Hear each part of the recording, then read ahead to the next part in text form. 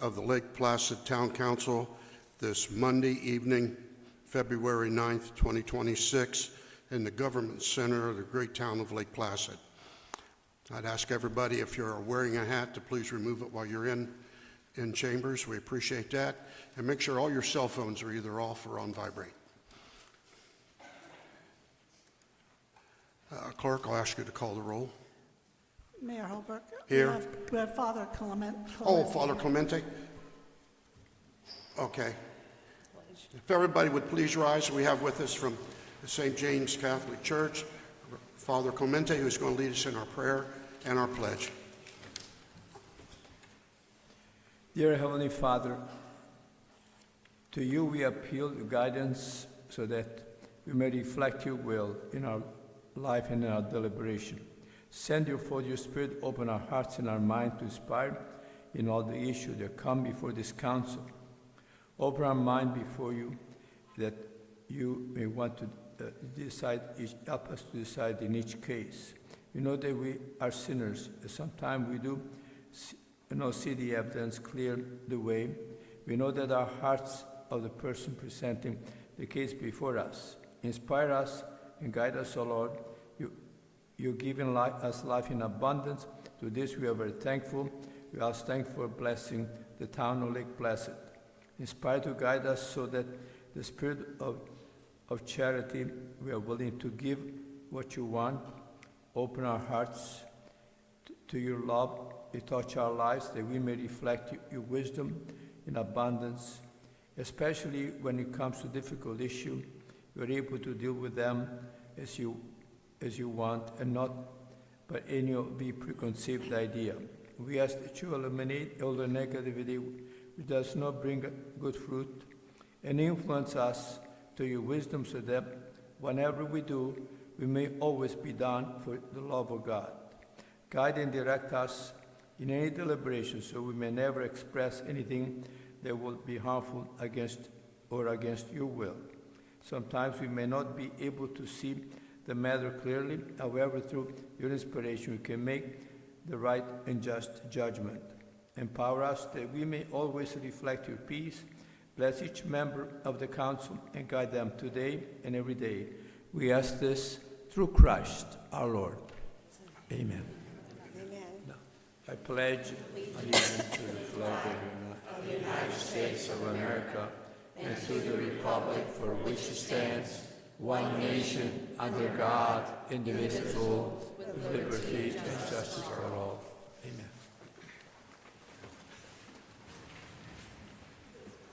Thank you, Father Clemente. All right, Clerk, would you now please call the roll? Mayor Holbrook. Here. Councilmember Hayes. Here. Councilmember Worley. Here. Councilmember Charles. Here. Councilmember Eberhardt. Here. Okay, at this time, I'm going to open it up to the floor for public comments on anything that's not on the agenda.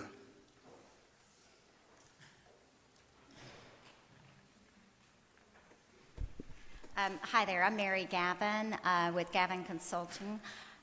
My relationship goes back probably about 4 or 5 years ago with the town of Lake Placid when we were putting together a $40 million wastewater grant that was actually awarded. And so I didn't want the town to lose out on some grant funding that came about with SRF. It was a 100% grant. And so I'm just letting you know that for an agenda item for your next meeting, there will be a resolution that needs to be passed and voted on by the board and an application to be submitted. And that resolution just states that it gives the authority to the mayor to sign those application documents and to submit the application to DEP. And that's all I've got to say now, unless you guys have any questions about anything. No? Thank you. That's easy. Okay, thank you.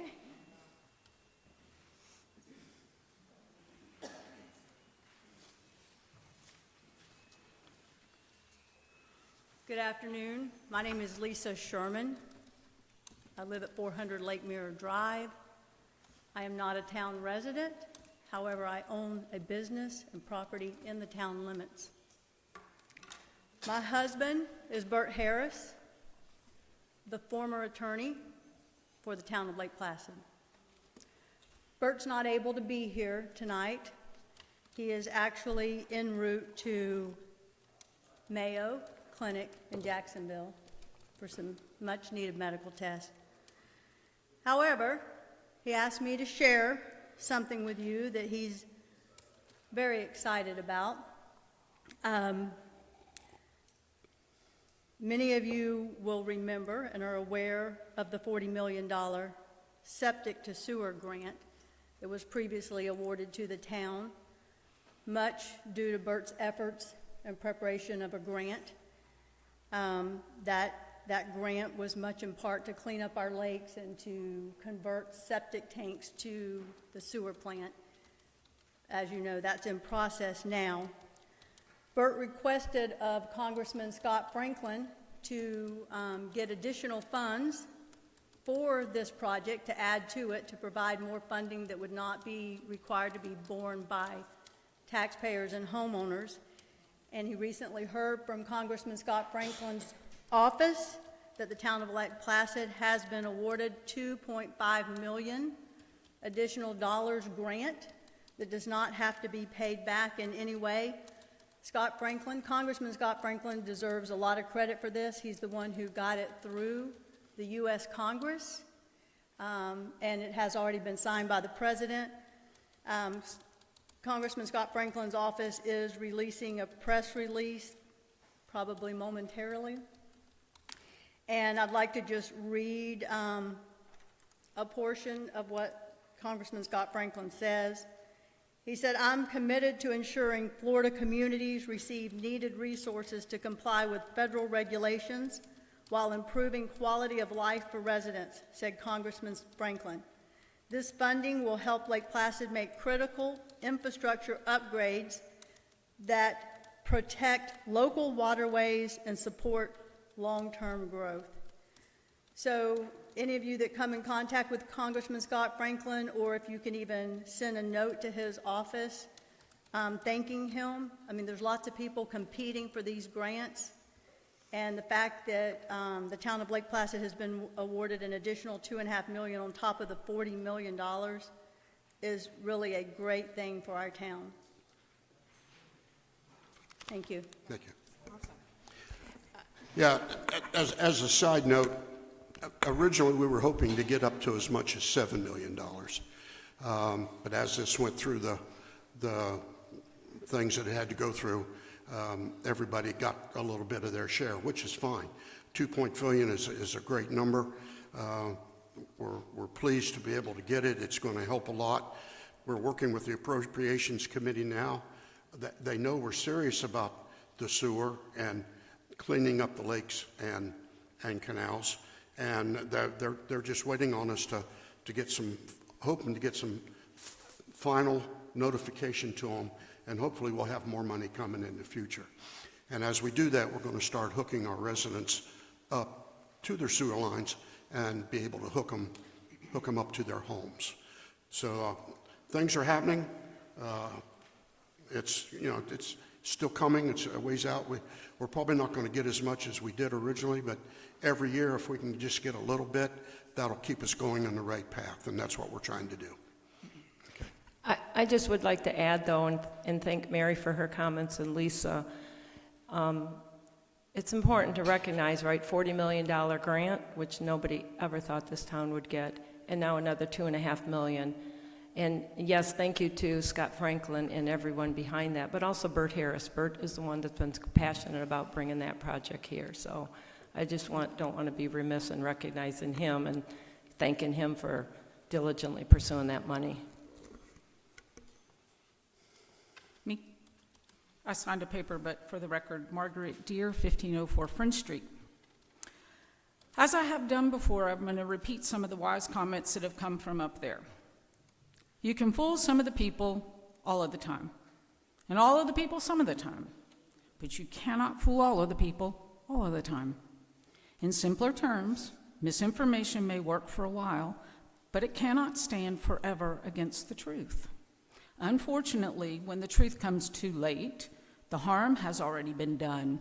And in this instance, it will wreck a town and its reputation, and what many, including Mr. Harris, who has been here for a long time, have established and tried to put forth in this town. I repeat these remarks because we were all under the impression that Mr. Harris was remaining the town attorney until either an interim or permanent attorney was hired. Yet somehow around February 2nd, Bert's time with the town ended suddenly and abruptly. It is hard to comprehend that someone who served this town for 40 years would choose to leave without the opportunity for a public acknowledgement or even a simple goodbye. Regardless, the absence of any recognition stands in sharp contrast to how this town has historically treated long-serving employees, so it was surprising to see nothing on the agenda regarding Mr. Harris's service. Indeed, on this agenda, at the end, it shows employees being recognized for their length of service with the town. I'm certain everybody here would agree that Mr. Harris was not a saint, me included, and I fully acknowledge disagreement with some of his decisions. But we could do so without rancor, ill will, or tarnish a friendship. So, I'm going to place these comments on the record in the event that Mr. Harris's service is formally noted. These are some various social media comments in regards to his retirement announcement. Arlene Tutt, the town has lost a great asset. Not only will he be missed, but his knowledge and love for his town will be greatly missed. He is definitely irreplaceable. Highlands County Supervisor of Elections, thank you, Bert, and wishing you all the wonderful benefits of retirement. Jeannie Tillman, the town has lost a great leader in the future of Lake Placid. His shoes will be hard to fill. There will never be anyone to fill his place that will have the love of the town first. Bert, you are so very deserving of stepping away so you can enjoy some Bert time. So, that's all I wanted to say. Just wanted to make sure that there were some positive comments made sooner rather than later. And Ms. Sherman, please give Bert our best. And once again, thank you for your time. Good luck tonight.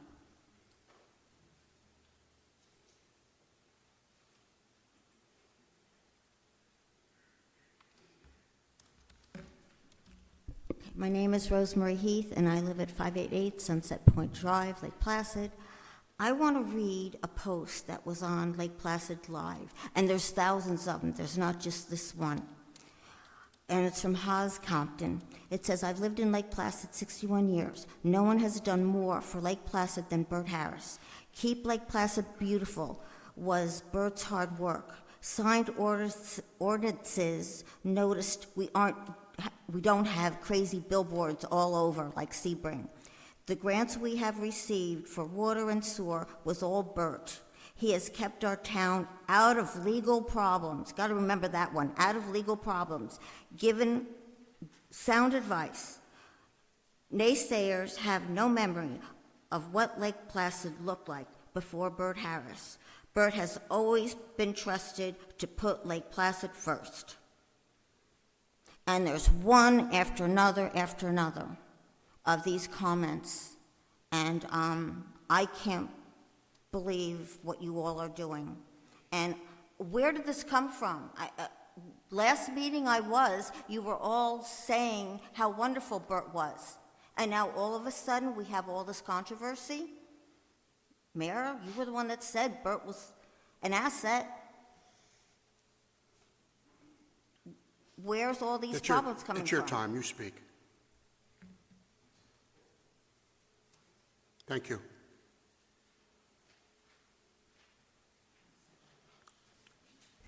Any other comments?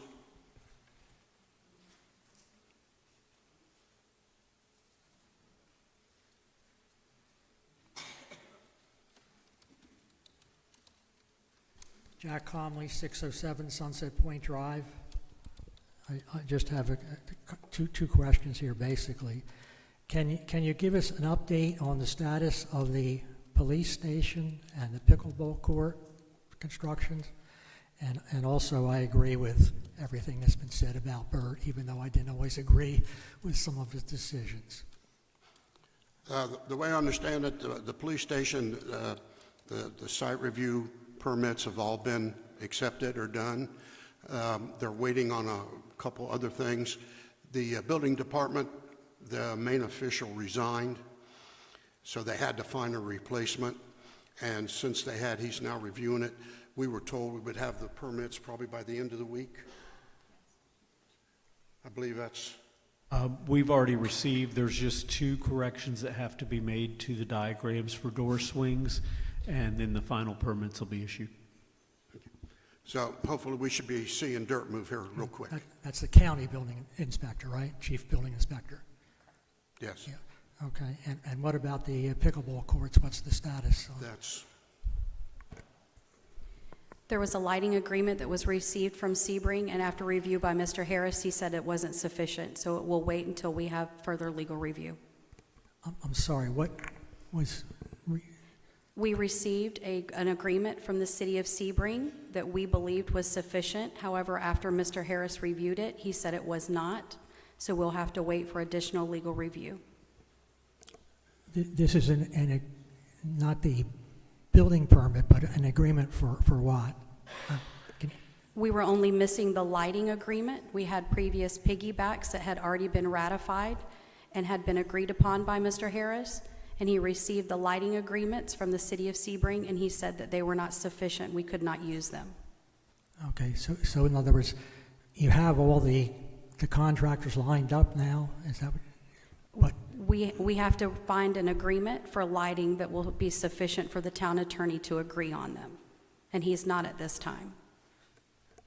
Okay, but do you have an electrical contractor in mind, or is it just a matter of negotiating with them, or what? We have to find an agreement, Mr. Comley, and the agreement from the city of Sebring would allow us to be able to piggyback off of their agreement and use it. However, our town attorney, Mr. Harris, deemed it, and he wouldn't agree to it. He Thank said you. no. Thank you.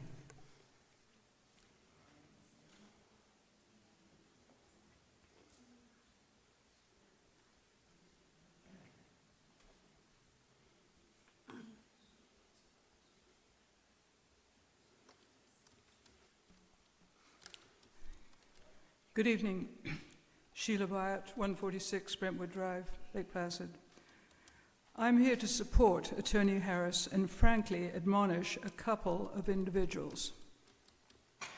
When a friend of mine is lambasted, as was Attorney Harris a couple of weeks ago in this auditorium, in the presence of an unsuspecting audience, I have lost total respect for you, Mr. Mayor, and for your town administrator. Mr. Mayor, all of that should have happened behind closed doors.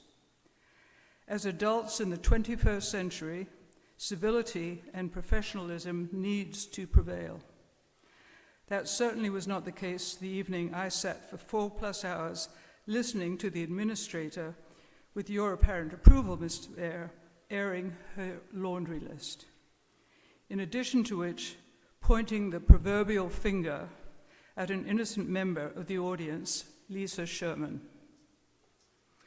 Attorney Harris has guided the town through thick and thin for 40+ years, and now you plan to hire an individual identified in the local newspaper as a firebrand lawyer, booted from his city attorney job at Treasure Island in September.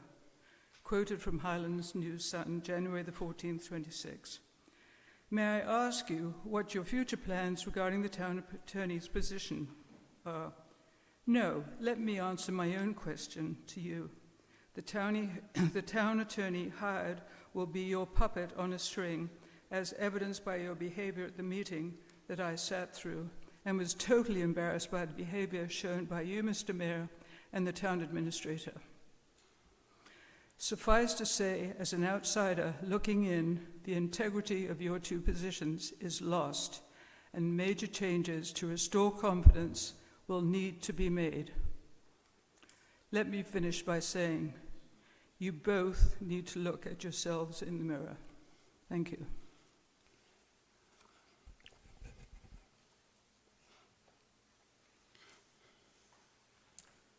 My name is Kathy Fibers, and I live at 163 OB Road. I have been a resident of Lake Placid, along with my husband and his family, for over 40 years. My in-laws are basically lifelong residents of our community. When I was about 19 years old, I came to work for Bert Harris and Robert Dunny. And I continued working for Bert for about 11 years until I went to have my own family. While working for Bert, and for those that may not know in the audience, Bert and my mother-in-law Carolyn, back in the late 80s and 90s, worked tirelessly to obtain money and grants for Lake Placid's beautification project. They worked hand in hand. They weren't always friendly, but they always walked away shaking hands, and they're still friends to this day. Bert is not only a family friend, but he's been our family's attorney for many years. And I just wanted to speak on his behalf. He has served our community long before he became town attorney. He worked alongside Mr. Dunny for many years behind the scenes. He's a lifelong resident of Lake Placid, and he has devoted nearly his entire life or career to the betterment and enrichment of Lake Placid. And I didn't want it to go unnoticed by the audience, and I'm sure many of the people behind me have known Bert for as long or longer than me and know the type of caliber and character that Bert has. And I just think it would be remiss if he was not recognized for his long-standing service in our community. Thank you.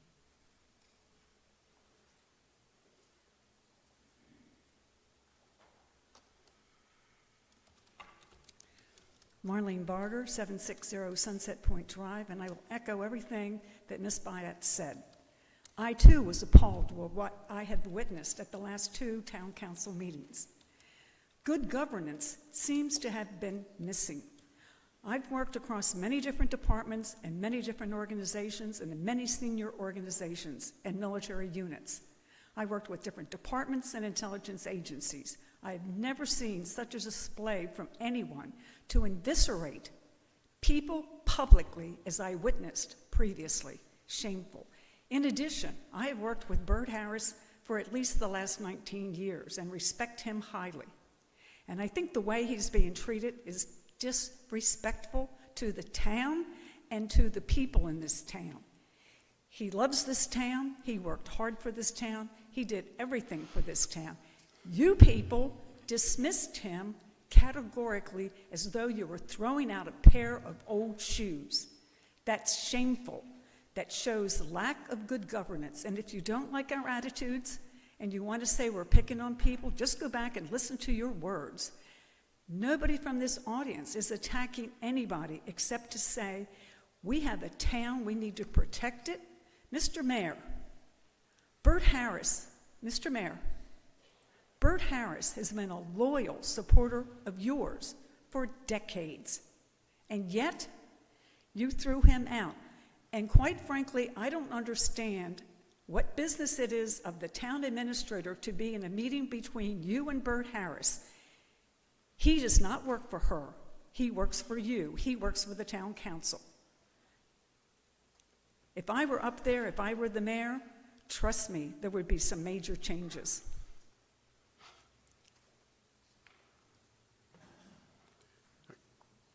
Any others? Okay.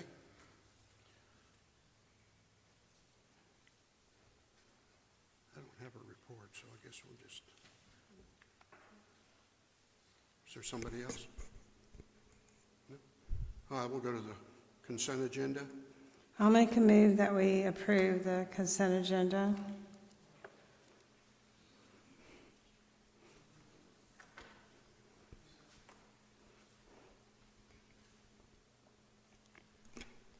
Second.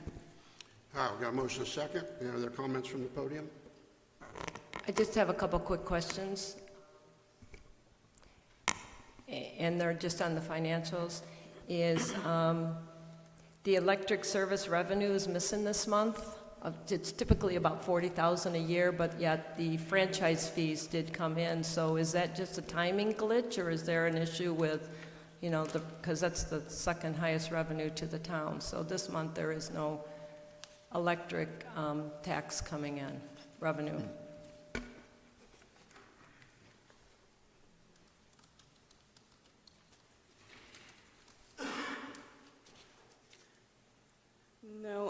had one of the staff members out sick and so when she come back, she's gonna have everything posted.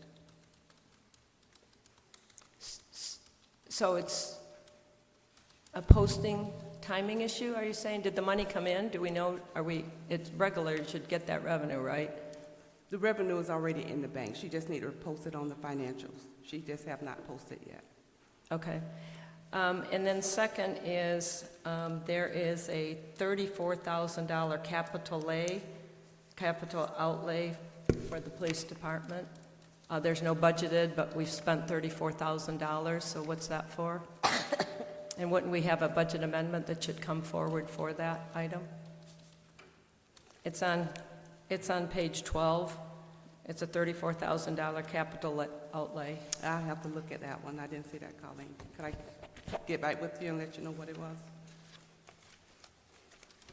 That was for the officer safety plan that the town administrator and mayor gave me permission to move forward with. I'm sorry, it's the what? Officer safety plans that the town administrator and mayor authorized me to move forward with. Shouldn't we have a budget amendment that comes forward for council approval if we're adjusting the budget for $34,000? As long as he don't go over the total budget, he can do a line item adjustment. So if his budget is not 100% went over. So where will the offset come from? With the budget adjustment, he will bring that back to you and let you know what he's gonna not spend to actually offset that cost. Okay. And then on page 18, under DEP, there's a lot going on. This one's, and maybe we just need at a future meeting to have a whole update on the sewer project and where are we of the 40 million, have we overspent or what? But on page 18, there's a lot of zeros coming in, but then all of a sudden there's a $4 million actual for DEP project management that has a zero budget.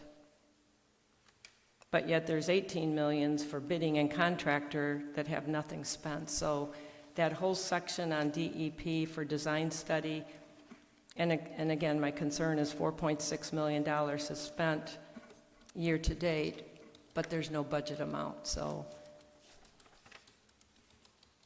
I know I'm hitting you cold, but maybe what this just begs for a future update on the complete $40 million. Where are we, the spending?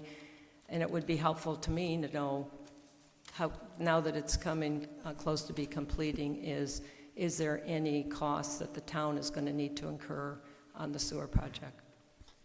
Yeah, it'd be helpful for all of the projects to break them out in their own block so we can see what was spent, how much is projected.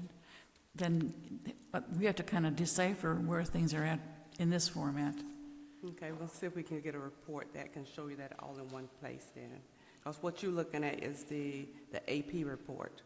So No, I'm looking at the budget report that's in the packet. Report? Yeah, just the budget. And then my last question, just real quick, and it's on PRM, which is our insurance, right? Mm-hmm. Is this time in the AP report, there's two payments amounting to $132,000. So just how much do we pay for insurance annually in total? So I think what the two payments you're looking for, one is for the health insurance and the other one is for property insurance. So the property is like $350,000 So our property insurance premium is $350,000 a year? a year. And so you probably send a quarter of that on one Okay. of those payments. Okay, thank you. What I really find helpful is that Sorry.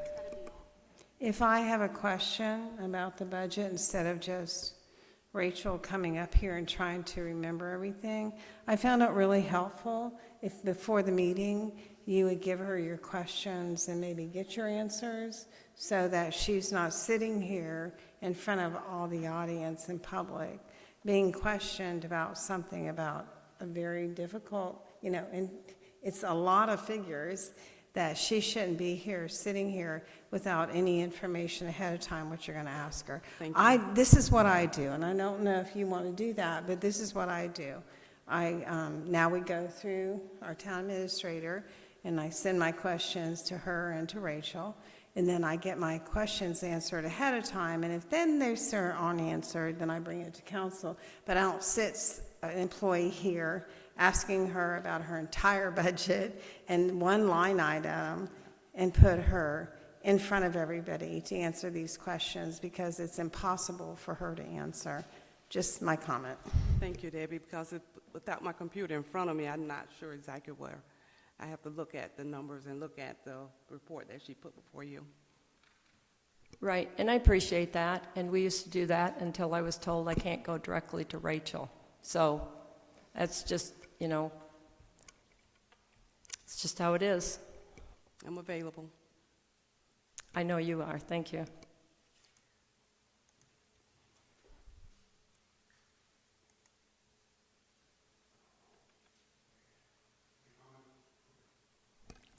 Any comments from the audience?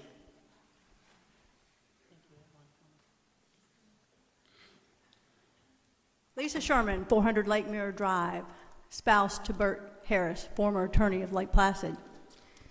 In reviewing the budget that y'all are looking at for the last 3 months, just a couple of comments. You have two columns in there, one that is year-to-date budget and one is annual budget. Both of those columns have the exact same numbers, which is incorrect. The annual budget is the amount that is for the full 12 months. The year-to-date should only reflect however many months you're in the year. So if you're 3 months into a 12-month cycle, it should be 3/12. Because when you're comparing, it makes no sense to have a year-to-date budget number be the exact same as the annual budget. So when you're looking at what's been spent so far, you want to see what the budget is so far. The other item that I'd like to point out, whenever Councilman Charles was asking about something that wasn't in there, my question to Rachel would be, if it came in during the months that this covered, it should be reflected here. If it didn't come in until February, that's different. But if it came in, it should be reflected. It shouldn't just not be reflected, but it actually was received or paid. I'm a certified public accountant, by the way, so I am qualified to talk about numbers. Thank you. Okay. Bring it back. Poll to council. Councilmember Worley? Yes. Councilmember Eberhardt? Yes. Councilmember Hayes? Yes. Councilmember Charles? Yes. Okay.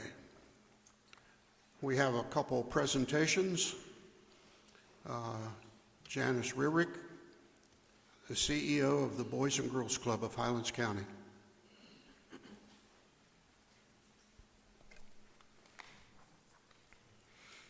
Good evening, Honorable Mayor Holbrook, Vice Mayor Worley, and council members, Ms. Eberhardt, Ms. Frewin-Hays, and Ms. Charles, as well as City Administrator, Ms. Rodriguez. I am Janice Rearick, Chief Executive Officer of Boys and Girls Club of Highlands County. I am grateful to speak to you tonight about a pleasant topic, one that I think will bring some joy and some new excitement to Lake Placid. This is of bringing a program here for all the kids. I also want to say thanks to the many supporters who are here with me tonight to share their voices of confidence in the Boys and Girls Club of Highlands County. Boys and Girls Clubs of America points its start to 1860 in Hartford, Connecticut. The history lesson won't be very long, don't worry.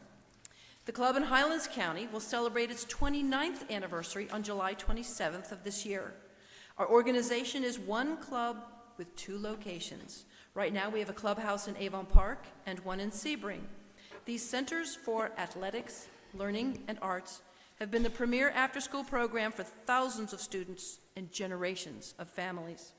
Tonight I will present to you a proposal to open a club in Lake Placid, completing the network of 3 clubs in 3 towns, serving all the children who need us most in Highlands County.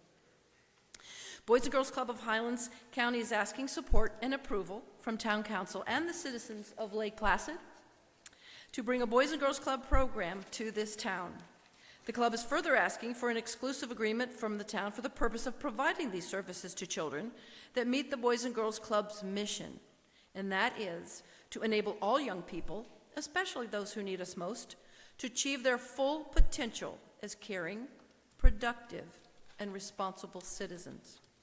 The town-owned property at 151 Dow Hall Boulevard, recently renovated with an intent to be a birthday party rental, might be better serving the town and its youth as a dedicated Boys and Girls Club, with a reach of up to 60-plus children per day, after school, and in the summer.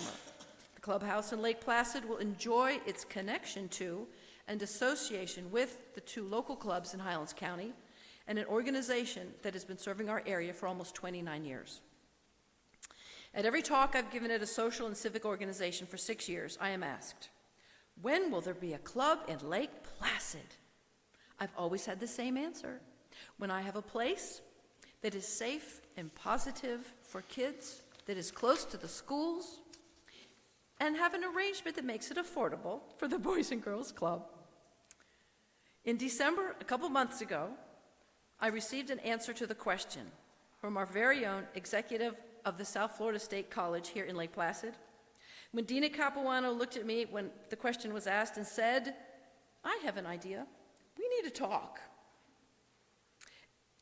At that point in time, everything changed, and wheels started turning in the right direction. The property at 151 Dow Hall is perfectly suited to be the starter home for Lake Placid's Boys and Girls Club. Let me tell you why. Lake Placid Elementary School has right now 549 students, and this is coming from the Florida Department of Education Know Your School's website. 549 students in the elementary school. We have about a 64% minority population. White students comprise 43%, and 100% of those children are considered to be coming from economically disadvantaged households. In the middle school, the percentages of students and the demographics are very similar. Again, economically disadvantaged households, 98%. And in the high school, our economically disadvantaged families rate in the 83% level. What does this tell you? There is a need in Lake Placid for some after-school care and after-school place for children to be that's affordable. In Florida, Boys and Girls Clubs impact study revealed that there are 4 significant benefits to a club membership. Number 1, significantly more school days attended. Number 2, up to 2 times more likely to be promoted, up to 3 times less likely to drop out, and higher graduation rates. I'm all about the academics and the education. If our kids are able to succeed academically, they can succeed in life. We will soon have 3 sites, and while we are one of the smaller clubs in the state of Florida, which has 33 club organizations and 243 club sites, I believe that we have a unique geographic perspective that makes this club especially here in the rural center of the state. Fully 95% of the students attending Lake Placid schools, elementary, middle, and high school, are living in economically constrained circumstances. Parents are stretched to their limits, and without an affordable, safe, and positive place for kids, it's on every agenda in every household. The time is now to open doors at a Boys and Girls Club. With the closing of the after-school reading program at the library, the club can be open and welcoming for all grades of students to have a place to be, a place with adults who care and can teach and demonstrate valuable character-building skills. The return on investment delivered by Boys and Girls Clubs has been studied, and it's been calculated to be almost $11 for every $1 spent on club operations and programs. The ROI is also calculated in terms of future economic success, lower delinquency rates, lower risks of substance abuse, and higher scores on self-satisfaction as an adult, which ties very closely to higher high school graduation rates.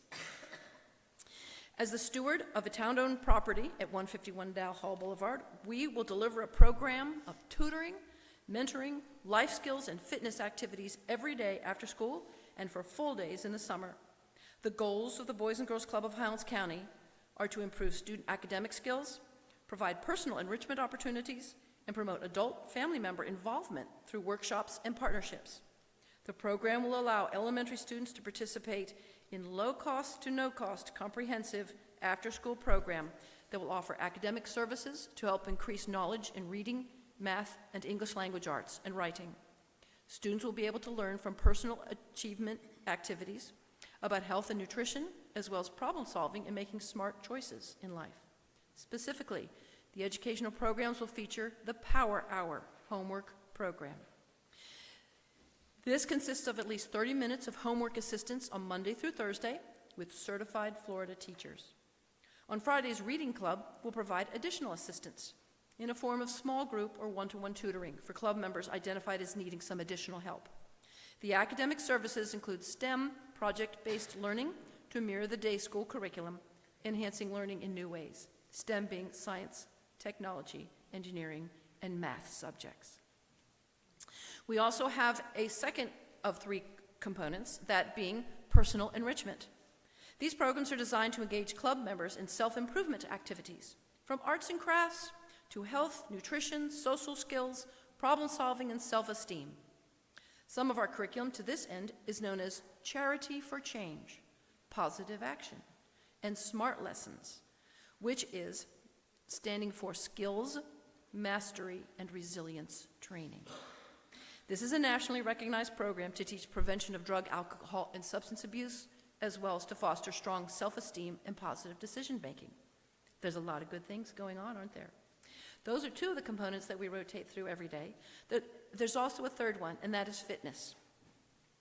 Our BGC programs are called Healthy Habits and Triple Play, and they demonstrate how eating smart and keeping fit add up to a healthy lifestyle. Organized social recreation games and play strengthen character, increase confidence, and team building. We will bring in sports experts, all of which, interestingly enough, have the same first name, and that's Coach. Anybody who knows you've grown up in any kind of a sports program, we always refer to that one mentor who means so much to us, and usually his or her name is Coach. So we'll bring our own coaches to be able to work with the kids, not just in the enrichment program, but also in fitness. We'll be seeking a lease with the town council's approval, or an agreement of some kind that the town administrator and I will be writing together. This will be written to run effectively with no end date, as with contracts that are evergreen, meaning it stays in effect without change and with the full support of the town council. In toto, ours will be a partnership of government, higher education, and the private sector. Boys and Girls Clubs is already a partner agency with our local United Way of Central Florida, and we share that designation with the Big Brothers Big Sisters and our friends at the YMCA. Plans are already in the works. We're not stopping right now. Our club will be a gathering place for high school bigs to meet with their littles. And this is a program that's been in existence at Lake Placid Elementary School for quite some time. Having met with our leaders of Big Brothers Big Sisters, we are simply coming with an arrangement to provide another place for the high school kids to meet with the littles. We're also working to share future sports activities with our YMCA. I know that the combination of our 3 organizations, who all have a heart for children and all have organized, nationally recognized plans and programs, will serve well with a very professional approach to start here in Lake Placid. We look forward to meeting and planning art activities as well with our neighbor, the Lake Placid Art League, and making friends with the many strong businesses across many industries to collaborate and create workforce readiness experiences for club members and their families in Lake Placid. I don't know about you, but I sense in Lake Placid over these past 2 months a profound and noticeable groundswell of interest in moving now to answer the question that I received so many times: when will there be a club in Lake Placid?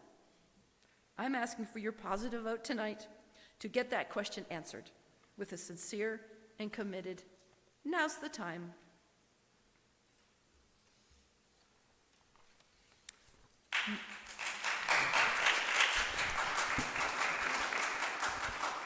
I'm happy to answer any of your questions, Okay. and I hope that you've already been given some of the materials.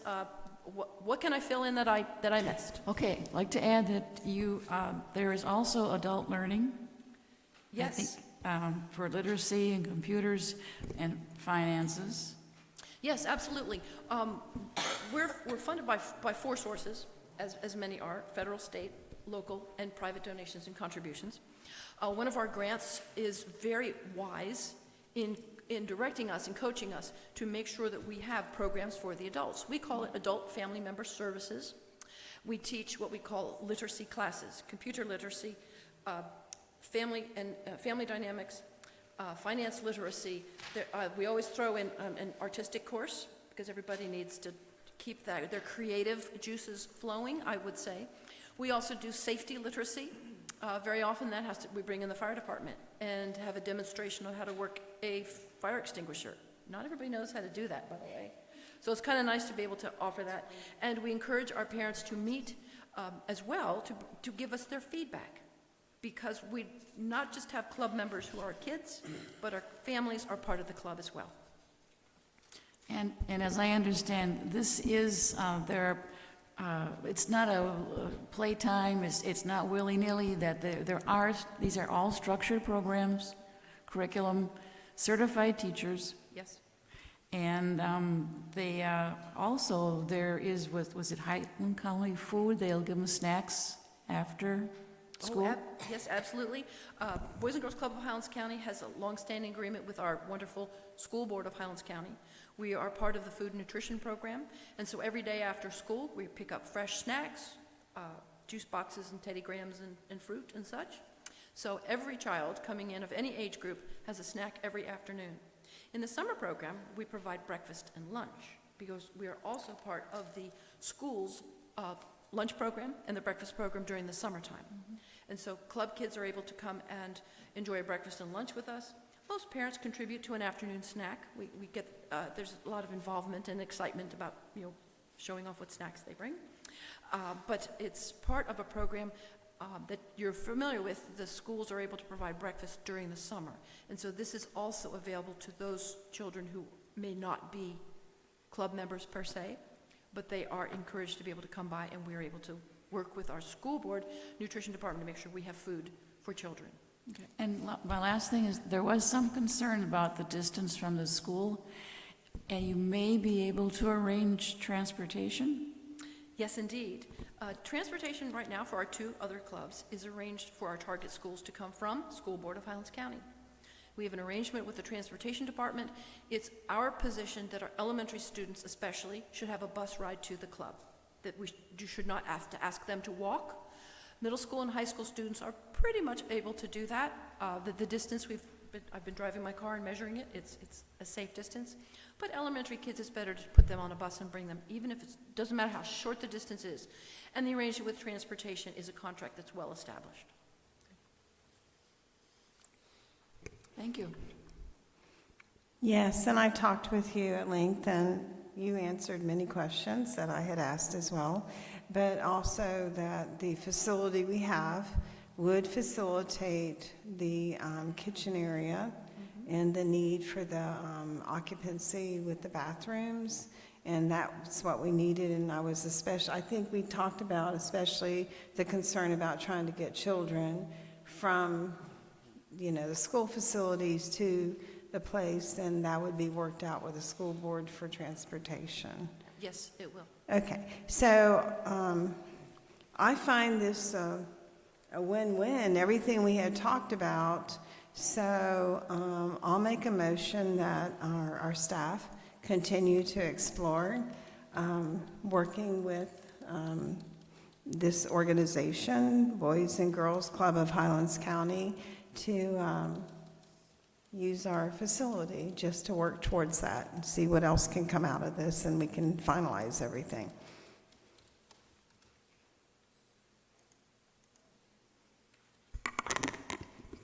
Could I ask that we make it a little more clear? Because what I heard her say is she's working with Charlotte to get a contract. So I'd like to even take that, if we're able to make a motion versus say bring it back next week, for a motion. But if we can make a motion, I'd like to see authorize the town administrator to work directly with her on a contract and bring it back so we can get it signed and go. Because you've got contracts from Sebring, you've got contracts from Avon Park.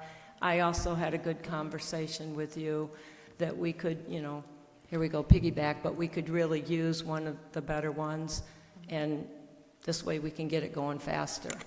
Versus, I think at least I support it. I'd support it, and I'd like to see us get a contract that we could look at and get it signed and get it implemented. I support it, but we haven't heard from the YMCA yet. My point exactly. I support it as well, but I'd like to hear from the YMCA as well. That's fair enough. So we have the YMCA, and then we can have a discussion on both programs. Fair? Happy to. I was just going to say, we also need to look at the budget, because the budget will be greatly needed to be evaluated more, because that's going to impact our budget. And I think we've talked about that as well with fundraising, so there's other variables outside of just going into a contract that we'll need to be able to discuss because of the financial implications.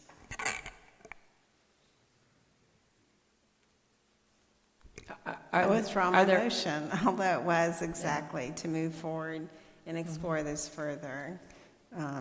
It's just a motion to proceed with, investigation and trying to find out how the town can work with this organization, that's all.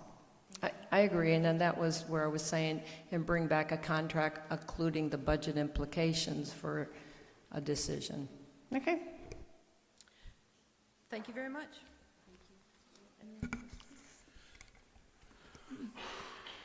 Mayor, Any question from the audience with her before she leaves? Mayor, so that motion, there wasn't a second, is that correct? I'm sorry? There wasn't a second on that motion. Was it a motion? I made a I think- motion for the staff to continue negotiations and talks with them to move forward. That was my motion. Authorize staff to do that so that they're authorized to do that. And I agree.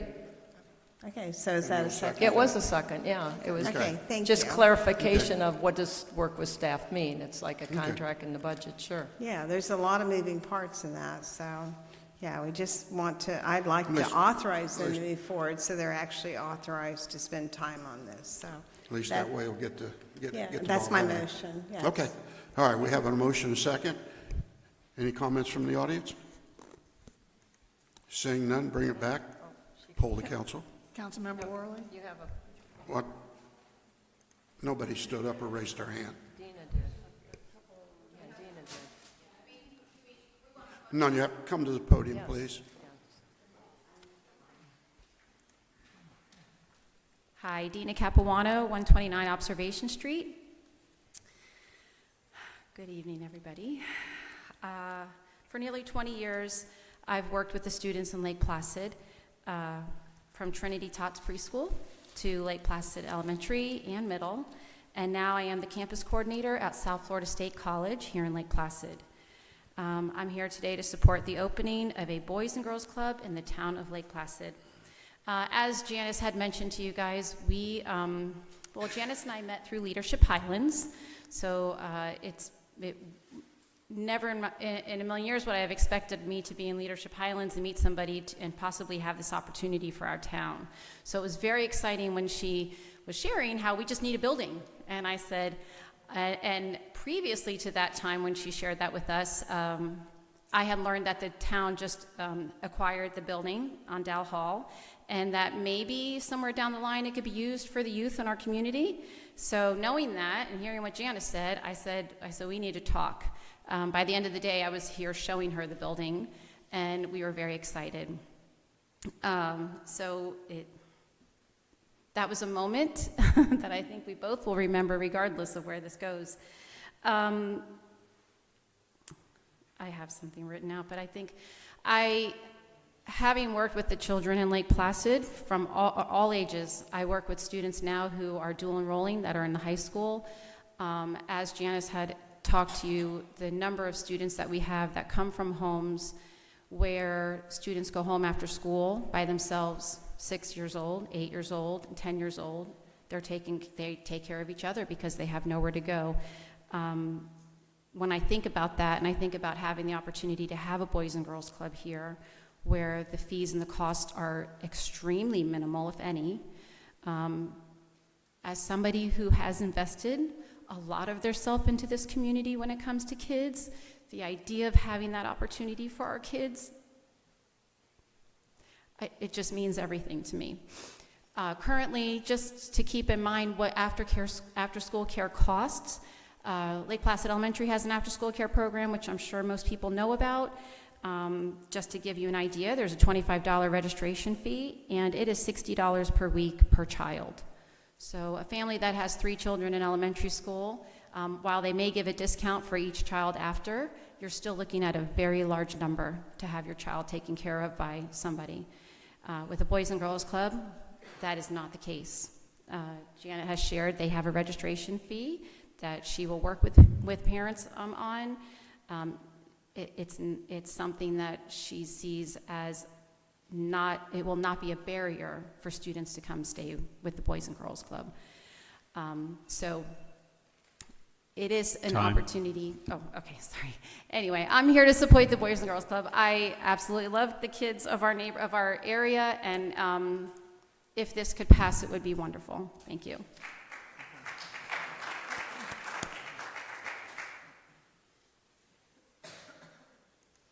Hi, I'm Ann Kennedy, 1406 County Road 17 North here in Lake Placid.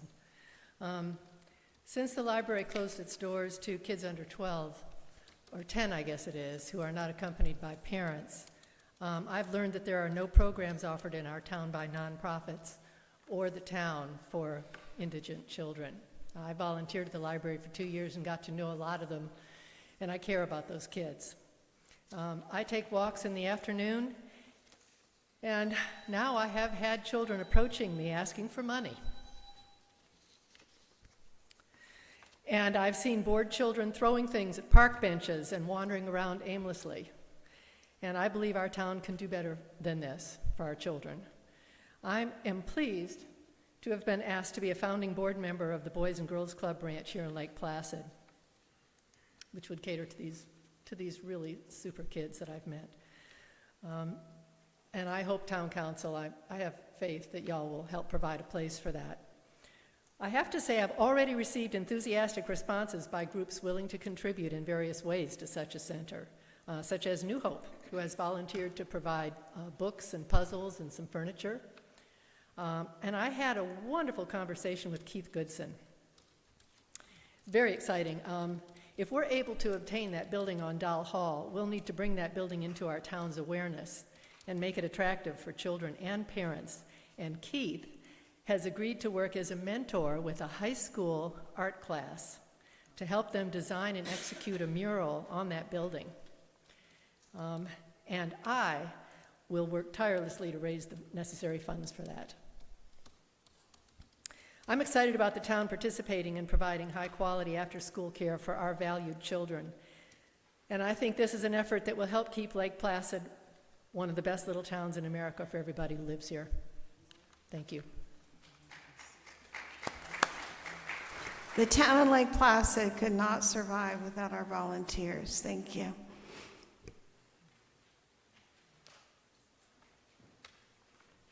Good evening. I'm Karen Hickson. I live at 577 Sunset Point Drive, and I'm here to, as a proponent of the Boys and Girls Club in Lake Placid, and I just want to really express my support to have it established here and to join forces with those that have successfully established the Boys and Girls Club in Avon Park and Sebring and other areas of Florida and throughout the U.S. I have many years of experience working with and for children in adolescence via UNICEF and its partners, including many NGOs and community groups in a multitude of countries in the different regions of the world, throughout the Americas, Asia, Africa, the Middle East, and Eastern Europe. Most recently, I was in Senegal working, West Africa, where I was most impressed, as I usually am, by the communication skills and social activism of youth groups composed of high school students and out-of-school students. Throughout my various experiences, I've always found engaging with and supporting the participation of children in clubs and other organizational activities, whether they are school-based, community-based, faith-based, to generally be of great value and most beneficial to the development of young people. Clubs for children and adolescents after school or during school vacations provide safe, protective, learning, constructive, and social environments. These are all very important aspects that are evidence-based with regard to positive child and adolescent development. I personally have been supportive of and involved with the design, development, implementation, management, monitoring, and evaluation of many such clubs or other named type organizations through education and child protection programs. I've always been amazed and energized by the dynamic they create. I've seen how much children gain from learning life skills, pursuing their interests and aspirations, developing their talents and other skills such as social and physical skills, artistic skills, STEM-related skills, communication, entrepreneurial, and leadership and advocacy skills, many of which Janice talked about. There is nothing better than seeing how such a safe and nurturing club environment creates spaces that enable children and young people to be creative, innovative, supportive, and empathetic of each other and others. I envision that the Boys and Girls Club in Lake Placid would welcome and be inclusive of diverse groups of children, different age groups, and especially ensuring vulnerable children are engaged and that all girls and boys can be involved and become active participants. And in sum, there is so much potential to build and chart ways for this proposed club and engage members of the community to support it in different and co-creative ways with and for the targeted groups of children and adolescents. There's a lot of adult talent and support that could be tapped in the Lake Placid community. I, for one, am ready to contribute my vast experiences working with and for children and adolescents in this context and setting, and as described by Janice and Ann. And also, yes. And I just hope that the council will be receptive and supportive of such a great addition to the Lake Placid community. I think we will. Okay. Thank you. Thank you.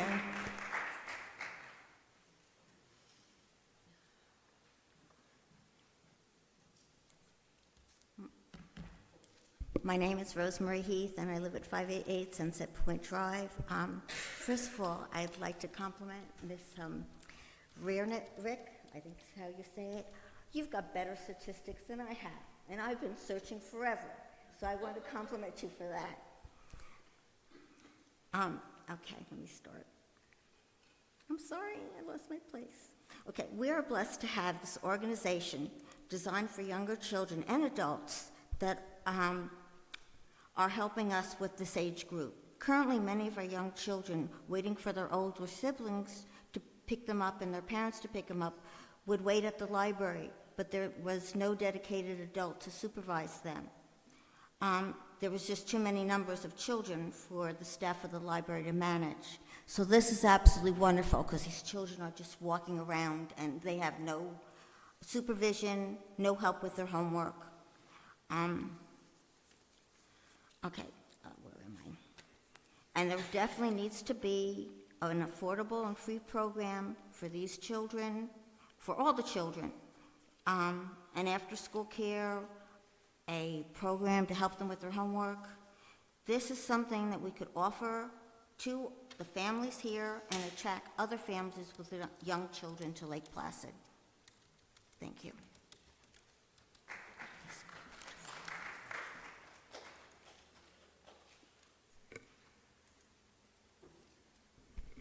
Carolyn Morrison, 119 Sunset Point Boulevard. I just want to tell you that I am super, super excited about those presentations. That is like crazy exciting because we are lacking so much for the kids here in Lake Placid. I mean, Janice, Dina, I think it was Annie and Karen. I mean, wow, that was amazing. And I'm sorry, I don't know Dimitri, but I'm excited about listening to his stuff too, and I hope that we can accommodate both organizations because this is super exciting. It's so needed in Lake Placid. This is all for the kids, and it's so heartbreaking to know the poverty level that our kids are at and the things that are needed. I'm ready to volunteer, and I hope I can recruit a bunch of other people to volunteer too, because this is exciting news for Lake Placid. I mean, just so positive. So Thank you for the presentation. I look forward to hearing Dimitri too, and I hope we can also accommodate YMCA. So thanks so much for your time. Just like you don't have enough to do. Okay, any others? All right, seeing none, bring it back, poll the council. Councilmember Worley? Yes. Councilmember Charles? Yes. Councilmember Hayes? I just want to know that if I say yes to this, does that mean that staff can also work on the YMCA program? Because I don't want to say yes, although I love the presentation, I had a chance to meet with Janet, and, you know, I love the Boys and Girls Club, but I also love the YMCA, and I think we might be jumping the gun a little bit by voting on this before we even hear the YMCA. So that's my question before I vote. My motion is just for staff to proceed exploring all the different moving elements of this, which is one of those, getting the children from the school board, you know, all of that. I just think this is an exploratory to get to where we want to go. And I just wanted to add this, and for people that don't know, the building is next to the park where there's play structures. And there's other things to do with physical for the children. So it is a perfect location. I'm not excluding YMCA, we still have to hear their presentation, but this is to just authorize staff to move forward. It doesn't do anything other than to move all these moving parts, which are a lot, but I think could be accomplished. Okay, then I can go with it. I can vote yes, as long as we're going to consider the YMCA to go forward as well. Councilmember Eberhardt? Yes, with the same understanding.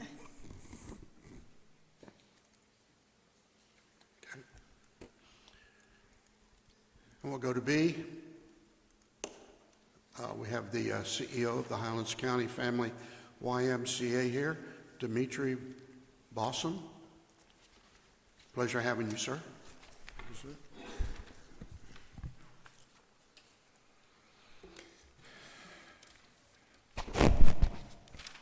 Good evening, council members, community stakeholders. My name is Dimitri Baussan, and I'm the CEO of the Highlands County Family YMCA. Thank you for the opportunity to speak with you today. I would like to share a brief overview of the history of the Highlands County Family YMCA in Sebring, and discuss the potential interests and benefits of opening a YMCA branch here in Lake Placid. The Highlands County Family YMCA, located in Sebring, has served the community for decades as a trusted nonprofit organization dedicated to the strengthening individuals and families. Founded in 1987, the YMCA operates under a long-standing mission focusing on building healthy spirit, mind, and body for all. Over the years, it has grown into a vital community resource offering programs that support wellness, youth development, and family engagement. At this point, the YMCA has more than 3,000 members in Sebring. The Sebring YMCA provides a wide variety of services, including aquatics program, which we are the #1 swimming lesson program in the United States. Youth sports and enrichment activities. We are right now in Highlands County, from my understanding, the only provider of youth sports. We have things like soccer, flag football, and basketball. We have, for example, in soccer, 3 seasons. Every season in soccer brings more than 600 kids per season. Okay, flag football brings around 200, basketball brings around 200 per season. Okay, fitness and wellness classes is part of our mission too. Childcare and after-school programs. The YMCA is the biggest childcare provider in the United States at this point. Community outreach and support initiatives. A key component of the YMCA's mission is inclusivity. Through financial assistance and scholarship programs, the YMCA ensures access for individuals and families of all income levels. Okay? The Highlands County Family YMCA has become more than a fitness facility. It serves a central gathering place that supports the overall well-being of the community.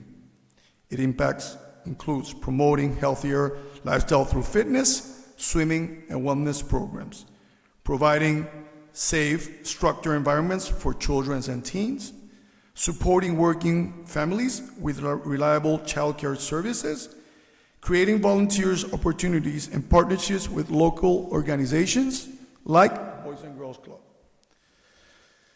Lake Placid has a strong sense of community and a growing need for accessible health, wellness, and family-focused services. And by the way, I'm a resident of Lake Placid, and I've been living here for the past 13 years. Opening a YMCA branch here would allow residents to benefit from programs currently accessed primarily in Sebring. Potential benefits for Lake Placid: health and wellness.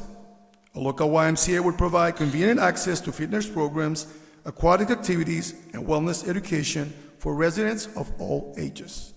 Youth and family support.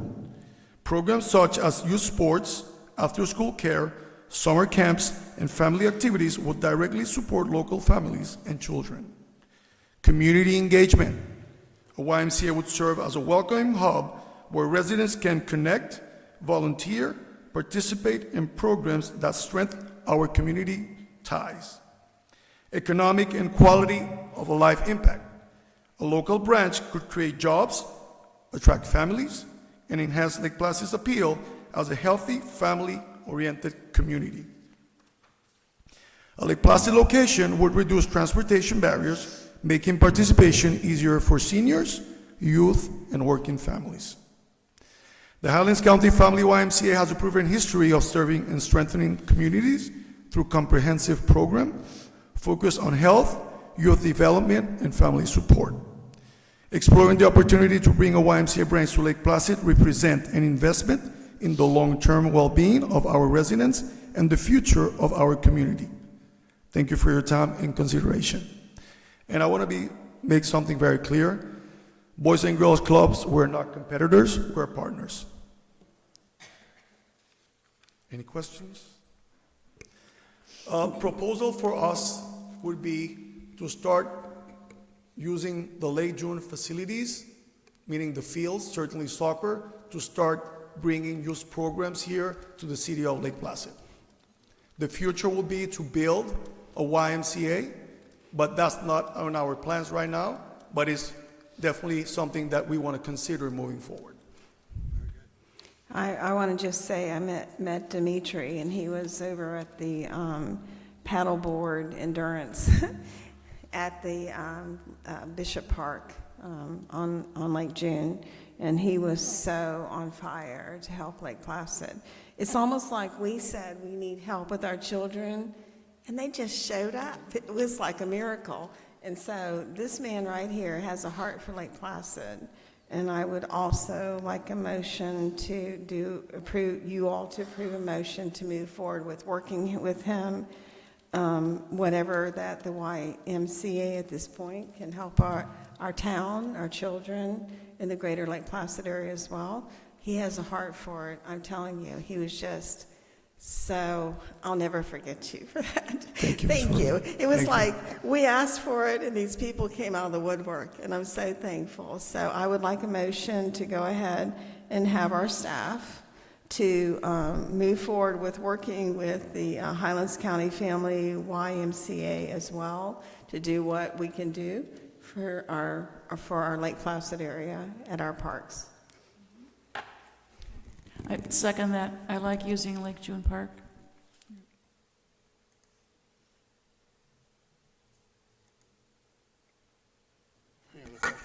Yeah, a couple questions. So first off, I am so excited that we've got two great programs coming forward for discussion to help the town, and especially with the Y, it's the seniors too, right? Mm-hmm. That's kind of the group that we're bringing in that it seems to be overlooked a lot.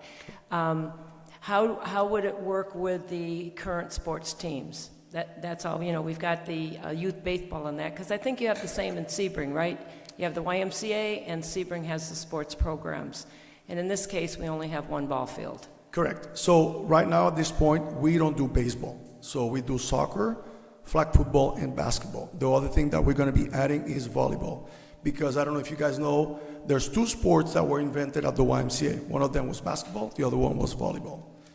So baseball right now, for us, it's not part of our program, so it definitely wouldn't be a conflict. Okay, and so I totally agree. You know, we just wanted to make sure, Charlotte, and working with, because we do have flag football, right? We've got some football teams that use the facility, so it's, you know, everybody wins, nobody loses. Correct. It is what's really important, but thank you, and I support it totally. My Both of pleasure. this. And getting back to one of your questions was, yes, we serve, I want to say 40% right now of our members are seniors. So we offer programs like Silver Sneakers, Renew Active, and Silver and Fit. Perfect. And your interest isn't the 151 Dale Hall Boulevard? Nope. So, Like I said, we're partners, and we're here definitely for the community, and that's exactly what we want to do. Again, a YMCA would require a bigger facility. So, in all fairness to Janice and the community and the city of Lake Placid, I think definitely that would definitely suit her a little bit better.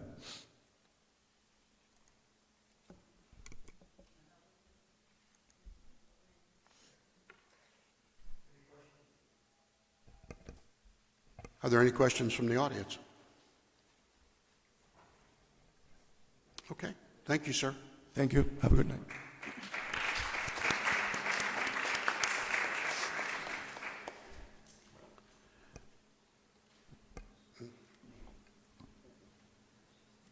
Do you have a motion? You have a motion and a second.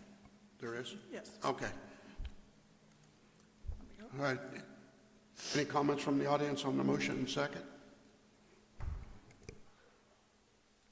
Carolyn Morrison, 119 Sunset Point Boulevard. I just wanted to say that I think it's awesome that Dimitri's looking at Lake June Park, because I think there's a lot of usage there.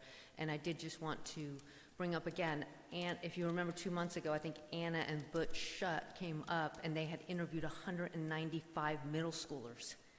And one of their biggest comments was they wanted volleyball. So he just mentioned that volleyball was invented by the YMCA. So I think that's awesome. If we can figure something out for Lake June Park, that would be awesome to incorporate volleyball, since 195 middle schoolers would love to see volleyball. Thank you.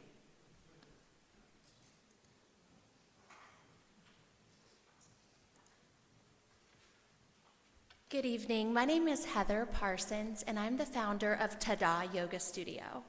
I am here this evening. I am so excited to hear about the Boys and Girls Club and the YMCA coming to Lake Placid. We have Kids Zone that we offer from 2:15 every afternoon, Monday through Friday, until 5:15 every evening. We are a donation-based yoga studio, and we are more than excited to have these donations come in as part of our donation-based yoga studio. We will totally be accepting donations for this. We are so excited. I can tell you that I have interviewed students at the elementary school, the middle school, and the high school. I teach yoga at the local nursing homes, the prisons, the jails, and at rehab centers. This is much needed in Lake Placid. We have lots of families that bring their children to our small little studio, and we have to turn them away because we just do not have the staff in the room in our small little studio. I just want to say that this is amazing. I have been a part of the YMCA for over 25 years. I taught yoga at the YMCA, and this is something that we totally need in Lake Placid. Thank you so much for this. It is a divine intervention. I will be praying and meditating for this to come to our beautiful gem of a town.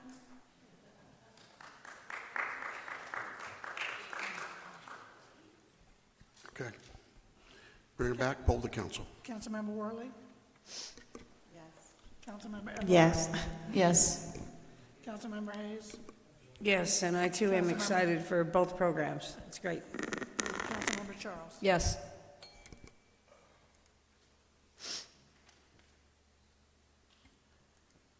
Okay. All right, number 6, we don't have any public hearings. So we'll go to 7, action agenda consideration and selection of a town attorney. Yeah. Before moving into this, back in October, and I want to state right from the beginning that nobody in this town has more respect for Mr. Harris than I did. I have worked with him for probably over 30 years. Did we always see eye to eye? No, we didn't. But we were always able to work out our differences. Things change over the years. In October, when I had a meeting with him, he indicated that he thought it was time to step down, and he wanted to do it his way. And I thought, that's great, let him do it. So in November, he announced on this podium that he was going to retire and gave his resignation. We decided we'd keep him on a temporary basis till we found somebody new. But it went from November to December, December to January. Now it's January to February. And staff and everybody, we were not getting things done the way it should. So I had a meeting again with Mr. Harris, and he had made the comment months ago that when the time came that we would just shake hands and he would walk away. And that's what we did Monday. We shook hands, and he told me that he would just step aside. Is he done? No, in fact, I think we were still getting correspondence today from him.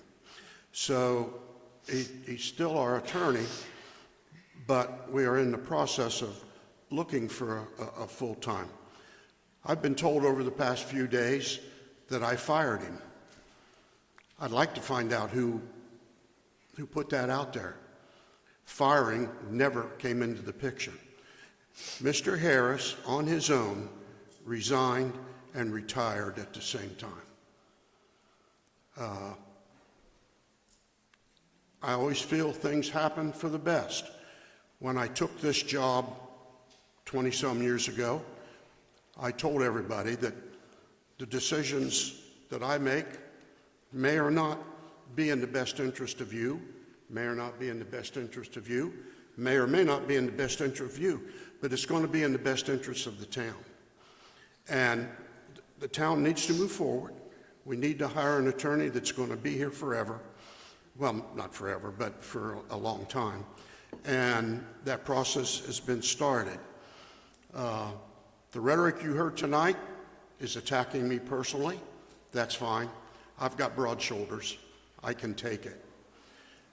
But what you got to understand, I think some of these people that got up and talked are going to turn in packets and are going to run for office in a couple months.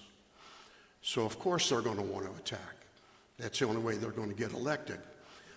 I would ask you to listen to them. I will defend their right for them to speak. That's fine. This is America. They can do what they want. But then I would ask you to call me and let me come talk to you so that you can get the true and honest opinion, because you're only going to hear one side of it, I guarantee you. So I hope you pay attention the next few months. It's going to be a lot of fun. But at this time, I'm going to ask for the council to vote to accept Mr. Harris's resignation and retirement effective immediately.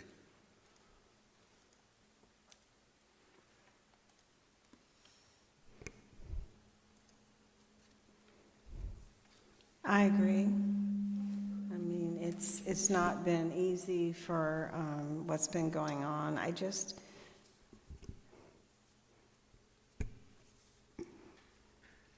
It's hard for me. But Mr. Harris did resign, and I just think it's time for him to move on. It's hard for all of us because we've been part of our lives for so long, like a family. We have been a family for so long, but what's been going on I don't think is good for the town. It needs to happen. And I see it. I never understood in corporations why they do what they do, but I think when somebody does decide to move on, they probably need to do it. So, I've known Mr. Harris. I mean, I grew up with him. I went to school with him. I mean, his grandmother and I were so close. She lived right across the street from where I live now, and she was over at my grandmother's house every day, all day long. So it's not easy for me to say this, but I think we need to move forward. So I'm going to go ahead and move. I'm going to move to relieve Mr. Harris of his duties as town attorney, effective immediately, and authorize staff to work with interim legal counsel for a proper succession. It's not been good at town hall. I'm really afraid for the town if we don't move forward. It's just, Mr. Harris is so wonderful, but we need to move forward. So that's my motion. I move to relieve Mr. Harris of his duties as town attorney, effective immediately, and authorize staff to work with interim legal counsel for proper succession. I'd ask you to second that and vote for my motion, please. I didn't understand the authorized staff to do what? I'm sorry? I got the first part, but then you're going to authorize staff to move forward and proceed for looking for a new town attorney, is that what you said? Okay, thank you. It was ringing down here, Nell, that's why it was doing a little. Yeah, it wasn't clear down here, thank you.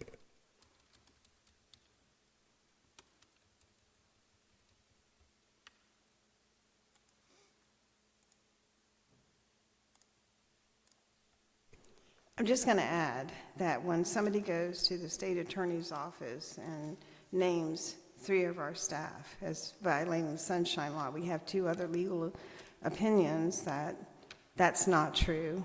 And then if we went ahead with the interviews and the council said that we are violation if we go forward, we went ahead and went forward. I'm not sure what Mr. Harris is going to do about reporting us to the state attorney's office that we went forward with interviewing the attorney we had at hand instead of doing the other one as well.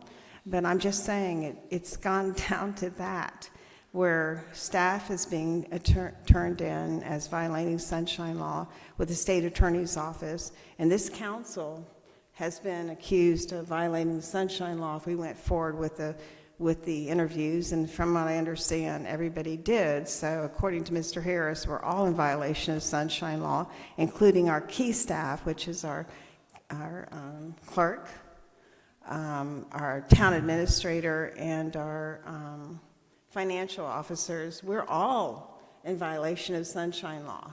So I just think we need to move forward. I mean, I don't know where this is going to go from here, since we're all in violation of Sunshine Law, all of us and staff, our key staff people.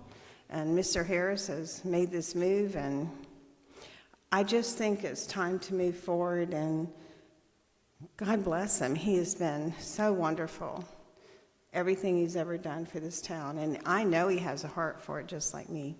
So I'm just saying we need to move forward. We need to end this. This needs to stop.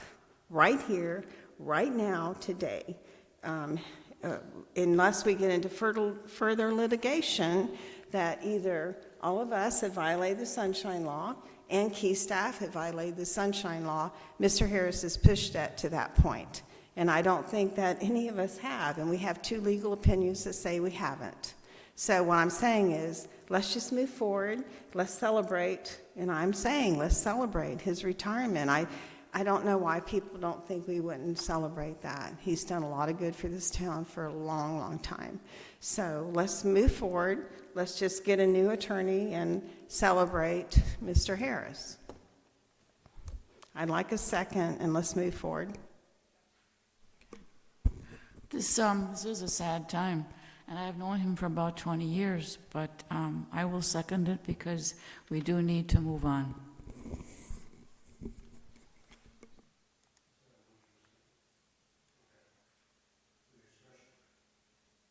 We have a motion, a second. I just have some questions. So, Mayor Holbrook, you said he's still our attorney. So I'm confused. Just earlier, you made some comments, and I wrote down, you said he's still our attorney. So is he, or is... Until the council votes to accept his resignation, the way I understand it, he is still our attorney.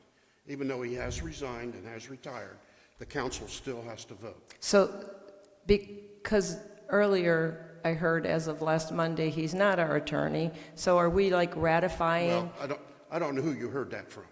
This is what you're saying. So what Charlotte told me earlier. So, And Mr. Harris is our attorney until we do this motion to relieve him of his duties. And then effective immediately, and then we need to authorize staff to get us a new attorney to proceed. So I was saying, we were still getting correspondence from him today. so as we speak, he's still the town attorney. Absolutely. Until we vote, yes. And your motion is that we accept his And resignation retirement as of immediately. immediately, and then who will be our interim town attorney? Well, Who will be? this has to be done first. But this was not on the agenda. No, the town attorney of the agenda item is consideration and selection of town attorney. There was nothing on the agenda to ratify or release the town attorney.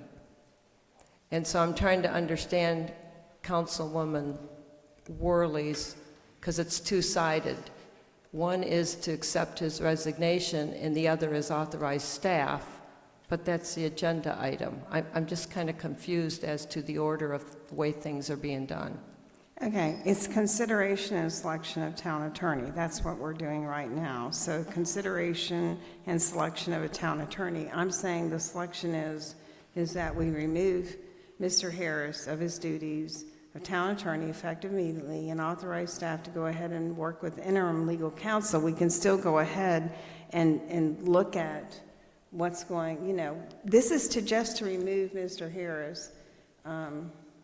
But it was two things. You said two things. One is relieve him, and the other is, and again, it's kind of not clear, authorize staff to find an interim or work with an interim? Yes, and let's just, okay, so let me just do this. We could just do, I want to go ahead and move forward, so I'm authorizing staff to work forward with whatever we decide to do with interim legal counsel. If we vote to select the attorney's firm before us, we can do that tonight too. I mean, it's all, you just need to move forward, that's all. We need to move forward. Mr. Harris needs to be removed from office as far as our town attorney, and then we need to move forward. We can select the people tonight, we can go with an interim attorney, we just need to move forward. That's all. This is all about selection of a town attorney. Your motion on the table is to relieve Mr. Harris of his duties, but then there was an and authorize staff to find an interim attorney. I'm just trying to understand your motion. Because again, our charter says that the mayor, upon consent of town council, will hire the town attorney, the town administrator, the police chief, and the town clerk. How would you like me to amend my motion to? My concern is, and I just heard we still have our attorney. So I just heard Bert is still our town attorney. I don't like the risk of not having a town attorney. And so if you relieve our town attorney of his duties tonight, my question is, who is our attorney tomorrow? Well, that's what we're moving forward with. That's not what your motion says. It is. To You work said with interim. legal counsel. It may be who we select tonight. We don't know until we get to the next step. If I could, this is the typical process. You have to release the current attorney in order to appoint the next attorney. This is the typical process in government. You can't have a current attorney and appoint an interim or another attorney unless you relieve the current attorney of his duties. So this is typical practice in government. Right, so something's changed because in November, it was the Bert Harris is retiring, but he will continue on until an attorney is in place. And now we've changed that to say, relieve him immediately and allow staff to work with an interim. Absolutely, I am changing that, because we're right now in litigation, as far as I'm concerned.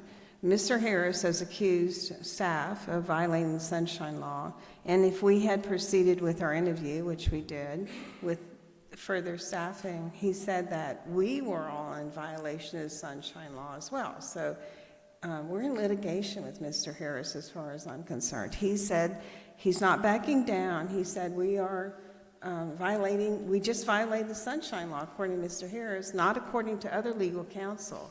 And staff, which are, this is their jobs, for God's sake. You know, this is going to, just like all of that stuff that gets to the newspaper, all the newspaper is going to say is like, town council violated the Sunshine Law. They don't care about the end result. I'm just saying, this is too much. We just need to move forward. And I hated that, you know, you're bringing this up and you're making me say all this stuff, but I'm just saying we need to move forward. Okay, so I move to relieve Mr. Harris of his duties as town attorney effective immediately. That helps you. Okay, may I ask a question? It's my understanding that the PRM has somebody in the wings, and even if we do not decide on a permanent attorney tonight, there would be somebody to be representing us tomorrow? That's correct. Where would that attorney be located? That is the attorney that we spoke about. I have talked with all of council regarding that interim attorney, and he would be coming an hour and 10 minutes away. Out of? Lakewood Ranch. Okay. Let's just clarify. Oh, I'm sorry. Can I just say one thing? I understood the Sunshine situation a little differently, and that doesn't mean I'm right, but the way I understood it, the Sunshine violation was the alleged meeting between our town administrator, our town clerk, and our finance or HR director, okay? That was the Sunshine violation, not the fact that each of us council people met with an attorney candidate. That can't be a Sunshine violation because we met with them individually. We didn't meet with them as a group. We met with Mr. Sabatini individually. So in my limited knowledge, I don't think that's a Sunshine violation. I think what was accused of the Sunshine violation was the review of the candidates that came in from the RFP, that was the Sunshine violation, not the fact that we interviewed anyone. And that was found not to be a Sunshine violation, according to other counsel. But then he went further to say, if we did interview, we went forward, you missed me that email, because then he told me personally, if you go forward with interviewing these candidates, the one that, without including the one he wanted us to interview, then we as a council are in violation of Sunshine Law. See, I didn't get that. I Yeah, didn't well, he understand said that. And I also understand. And we that- went forward, and I'm sorry you didn't know that because you're in it, because I think you did interview, and so I'm sorry you didn't know that, because that's, Well, that is evidently you're in with the rest of us. That's We all right. violated. I've been in stuff with the rest of you before. It's all right. But I still feel that, from what I've read, that yes, there are several attorneys that agree that there was no Sunshine Law violation, but there also are several attorneys that say that there was. So, And the cure that I understand is you just interview the candidates and then you make a decision. So we're kind of circulating here with a selection of a new town attorney, and I don't like the risk of relieving the current attorney of his duties with no plan of tomorrow who takes over. And yes, Charlotte, you just said we were all aware of a new PRM attorney, and I want to clarify, at 4:30 today I was handed a resume from her of some person in Lakewood, wherever, and I haven't even looked at it. So to be fair, again, council Mayor, upon consent of council, approves the town attorney, and I would want to talk and interview with somebody versus just say, here's a resume, and we're going to be covered until we have a permanent in place, whether it's an interim and a permanent. It's my comment. And I think it's fair to the town that they know who is being selected, so then they can have comments on it too. Well, all I'm asking is that we go ahead and remove Mr. Harris with all accolades, all honor, and everything he has done for this town, and move forward. And we have an interim until we select someone else, but I personally do not like being called up on the carpet for sunshine violation when I truly know that that's, I mean, let me tell you something. With the news, it doesn't matter. Just like the interview people we're going to go to, the news rules. It doesn't matter if you're not guilty. You're a sunshine violation. Debra Worley, yeah, it's in the news. She was sunshine violation. You know, Charlotte, Eva, and Rachel. That's going to tarnish them for the rest of their lives. I mean, this needs to stop. We just need to move forward. Like, honor Mr. Harris, move forward, get an interim attorney, decide on the next one, whatever we want to do, but this needs to stop. It needs to stop right now, because what's Mr. Harris going to do? Is he going to proceed? From what I understand, he's proceeding with what he said, that we should have interviewed. We shouldn't have interviewed anybody. Let's just stop it. I'm going to make my motion again, and if you don't want to vote for it, that's fine. I move to relieve Mr. Harris of his duties as town attorney effective immediately and authorize staff to work with interim legal counsel for proper succession, and that's it. We have a motion and a second.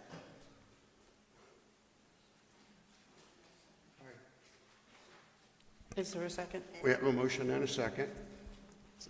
So I'm going to clarify one more. Is staff coming back with the recommendation to council for approval of their interim attorney? We'll do that after we do this. Interim. We'll do that after we do this. I think that's okay. That's the way it's got to work. All right, we have a motion and a second. Any comments from the audience? My name is Margaret Deere, again for the record, 1504 French Street. I have heard such righteous indignation about truth and stories. You've just told two.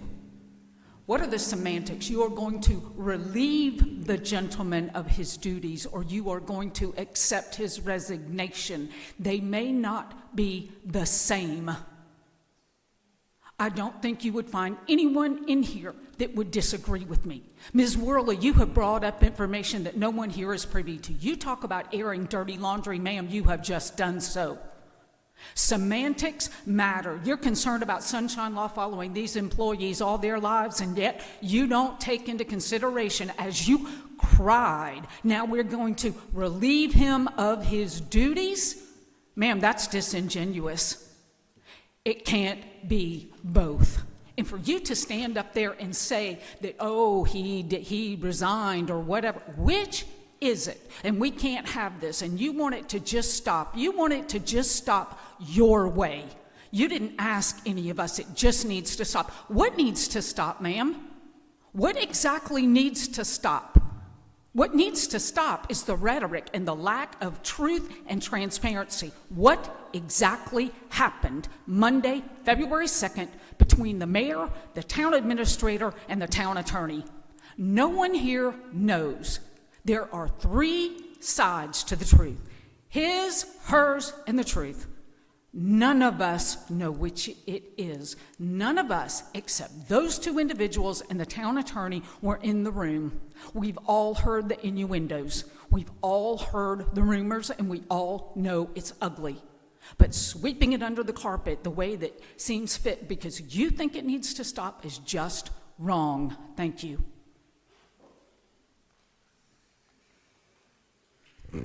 Pam Fentress, 12373 Lost Lake Drive, Lake Placid.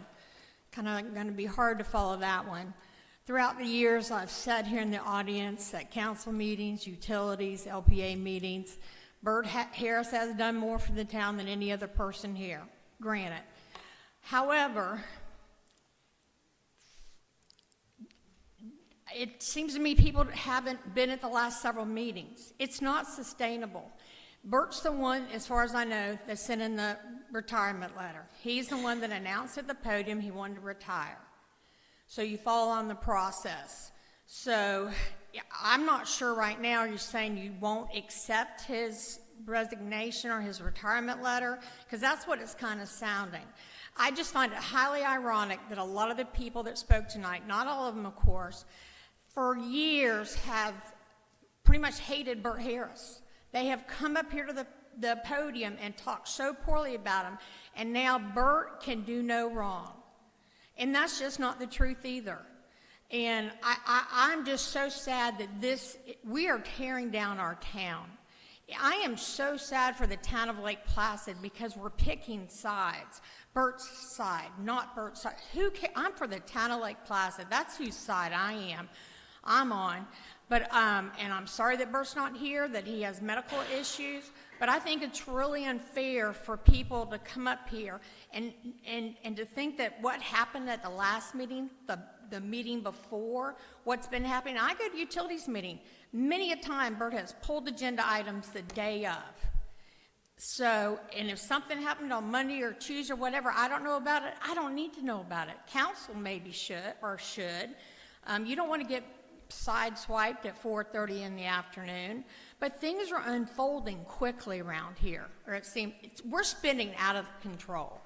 So I thought his intentions were to retire. If they're not, then I guess, I don't know, good luck.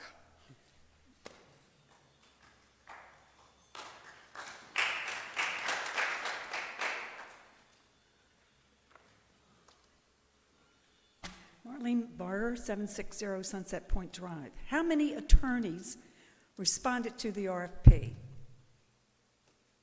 2. But I thought a third one was mentioned. Did you not say, what did you get at 4:30 today? Supposedly an interim attorney, and that was what was mentioned earlier. Why is none of this on the agenda? When you have legal litigation where the town could potentially be sued, it's client. Excuse me? What? It is client confidentiality, which means that we are trying to protect the town. Any attorney knows that. Mr. Harris is fully aware of that, and there are attorneys in the room that know that what I'm saying is accurate. What are you protecting the town from? Marlene Barger, this is up for the council to decide and to vote on, and I have met with them individually. With all due respect, I have reviewed the history of events with them, and they are fully informed of what has been going on. They are fully informed that our PRM attorneys, who are fully capable of handling this for litigation purposes, have given us the recommendation, both from a town staff perspective and also from the way to move forward. Mr. Harris has made decisions that no longer best suit the interest of this council and will affect the town. We are not. No, it's not in my opinion. It is in a legal opinion that is in a legal writing that our mayor has been privy to, and the individuals on this council have, and even Councilwoman Charles read it today. So the residents, and I'm talking about the residents, the tax-paying people in this town who either operate businesses here or live here, have no say whatsoever. Is that what you're telling me? I'm telling you that when there's... Everything is up to... We are in this mess. I'm not arguing because of you.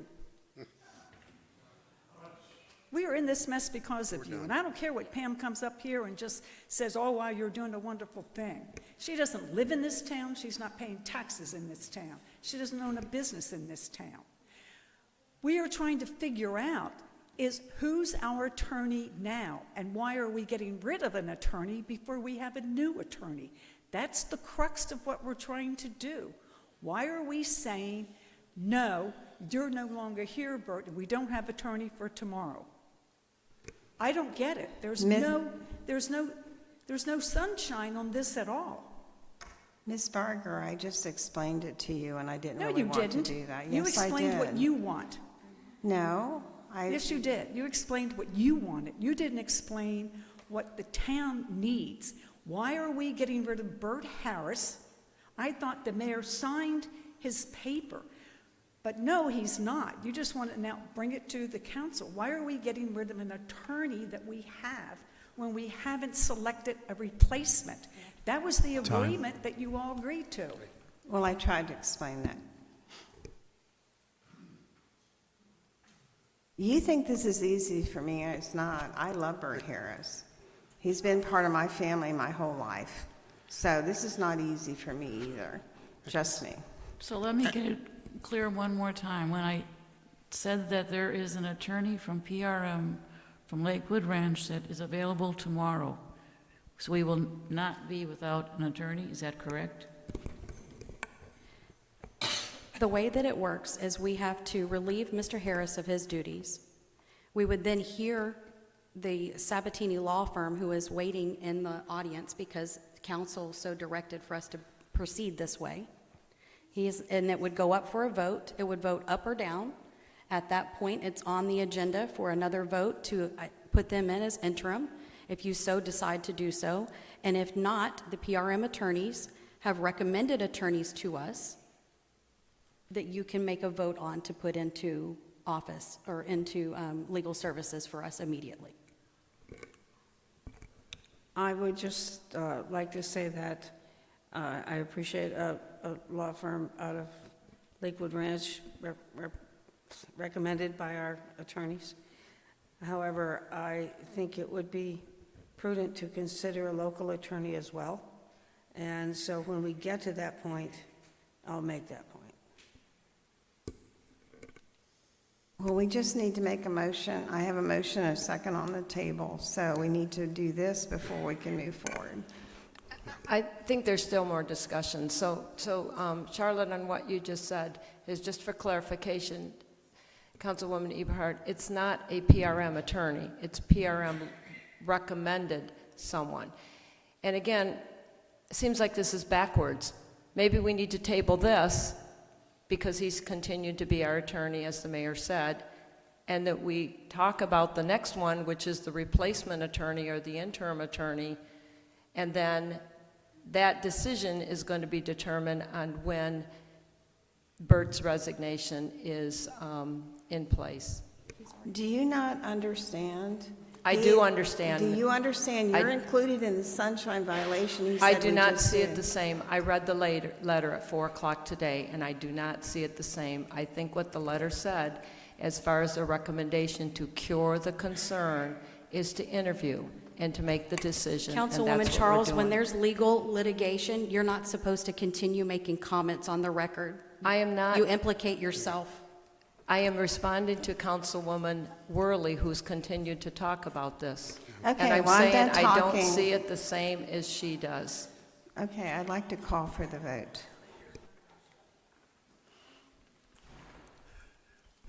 Okay, we have a motion and a second.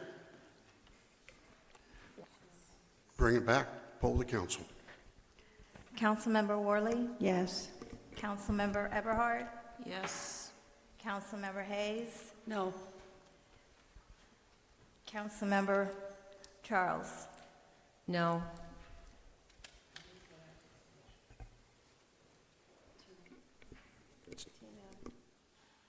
Tina, you have to call the mayor.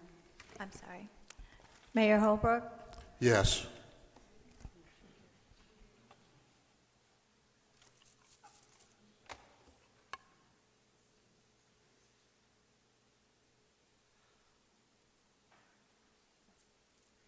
May I speak? Okay. You know, I'm just a simple person. My name is Josephine Comley at 607 Sunset Point Drive. I have never seen any such a display as this. You have been, Bert has been our attorney for how many years? 40? All of a sudden, some people don't like him? I don't get it. He's been by your side, standing there, and this is how you treat him? I mean, this is sinful. I'm just embarrassed to even see this scene that you want to vote against because two people can't agree. Well, I'm looking at something here. Is it because Bert accused Charlotte of violating the sunshine rule? Is this what this is all about? No. Well, there's something in here in a letter. So what was it that Bert did? What is it that you didn't like about him? I mean, he stood by us when he offered to retire, and I'm very thankful to that. And he did the job all this time, and all of a sudden, gee whiz, you sign him off that you need him. You all keep missing the point. It's not that we dislike Mr. Harris. Every one of us love him. I have more respect for him than anybody. But in November, he retired. He resigned. I didn't force him to do that. Did you? No, I asked you. Did you ask him to resign? No. I didn't either. That was his own choosing. Now, if he's had a change of heart, he never talked to me about it. But the town has to move on. We have to make determinations what we think's in the best interest of the town. And what's been happening the past few months was not in the best interest of the town. And hopefully Mr. Harris agreed with that. We never got a chance to talk about it, but and at this point it's mute because he resigned. He did it on his own free will. And that's what everybody's missing. We have to move on. Now we have to hire a firm that can represent us the way it needs to be represented.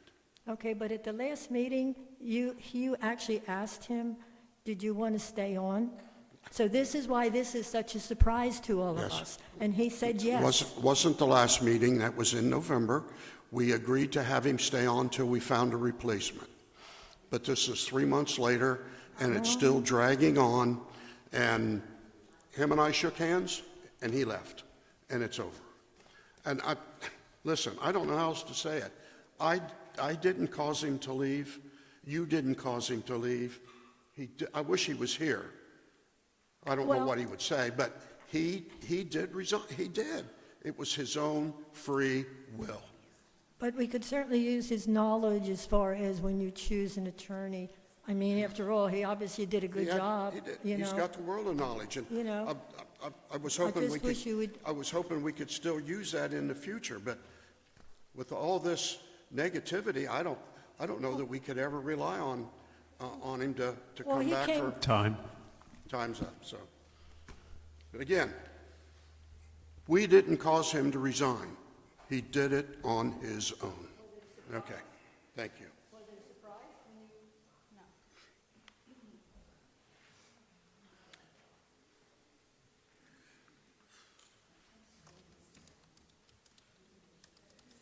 Ken LeBlanc, 120 Estier Lane. It's kind of painful to see this. I mean, I don't know if everybody realizes, but this is a toxic work environment in the town of Lake Placid right now, and we've got to get back to business. You know, Bert Harris resigned. He's no longer the town attorney. We have to, and I know there's people here that love Bert Harris. I mean, Bert Harris has been here for 40 years. He did great things, there's no doubt. But he's not the town attorney. We need another town attorney. We have to get back to doing business. There's business to be done. And going in circles here is not helping anything. And if you don't stop the toxic environment, and Marlene, you and some of you people are part of the toxic environment. You've got to get off the back of some of these town staff. Our charter says that you should address the council, not the people in the audience, please. Perfectly happy to do that. So, we just need to move on. You know, if we keep in a toxic environment with the town of Lake Placid, you're going to start losing town staff. Doesn't do you any good to have a council and have no staff. So, I mean, there's key people here that are under serious pressure in a serious toxic environment, you know, and we need to just, you know, move this thing forward, you know, and let's just get back to doing business, because there's real business in this town that has to be done. And for meeting after meeting after meeting, we've been going in circles, and that's what the mayor's saying. It's like we can't just keep going in circles. We have got to move forward. So, you know, I understand that you guys accepted his resignation. I mean, that needed to be done. He resigned, you know.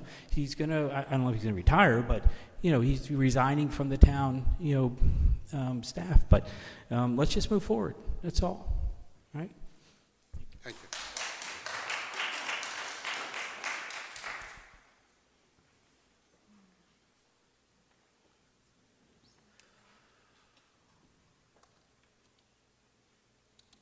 You know me already, but Chet Heath, 588 Sunset Point Drive. If this were national politics, I think we'd call this situation a constitutional crisis, because there really is no definition here of how you're going to pass the power from one individual to the next. And it's like we haven't had the election yet.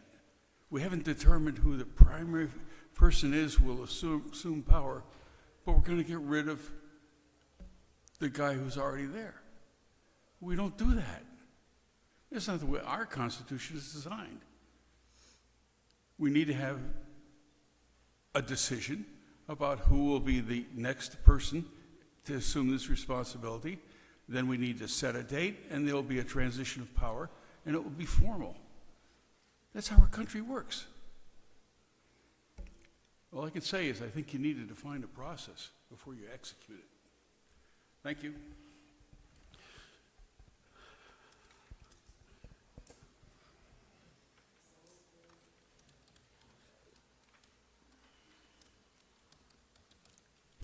Lisa Sherman, 400 Lake Mirror Drive, spouse to Bert Harris.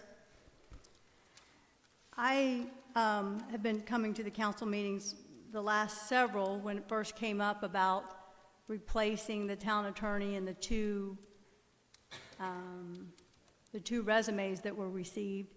And we were told by the town administrator that only one of them met the requirements. And some of the things that were cited as being the reason that the second one did not meet the requirements are absolutely not true. And you had people get up here and talk and say, well, certainly we should not let anybody be part of the interview process if they didn't meet the basic requirements. Well, no one knew, except basically the town administrator, what things were not met. Well, so she started telling us some of the things that were not met, and some of those were very misleading and not even true. She said that one of the applicants did not have all of the insurance requirements. Well, there were several insurance requirements, and the applicant that she said did have the requirements was very much lacking a couple of the ones that were cited in the proposal. So what came forth, also she said that the articles of incorporation were not included on the applicant that could not be interviewed. Those things, when I look at the application that actually came out for the one that got interviewed, there were many missing things that she said were missing from the other one. I think that this town council and this town has been misled by those qualifications and by saying the things that were missing. You had people get up here and speak from the audience that said, oh my goodness, certainly we should not be interviewing someone who didn't meet all the criteria. They just took the word that the person did not meet all the criteria. Well, the one that actually got interviewed was missing several things. And I will just note one that should be a really big concern. The town administrator said that the one they could not interview did not have all the appropriate insurance in place. Well, when I look at the packet for the one that was interviewed, it only addresses one form of insurance, which is liability. It doesn't have anything about malpractice or the other three. There is only the certificate of insurance for liability insurance, none of the others. Well, I would think the most important one would be malpractice.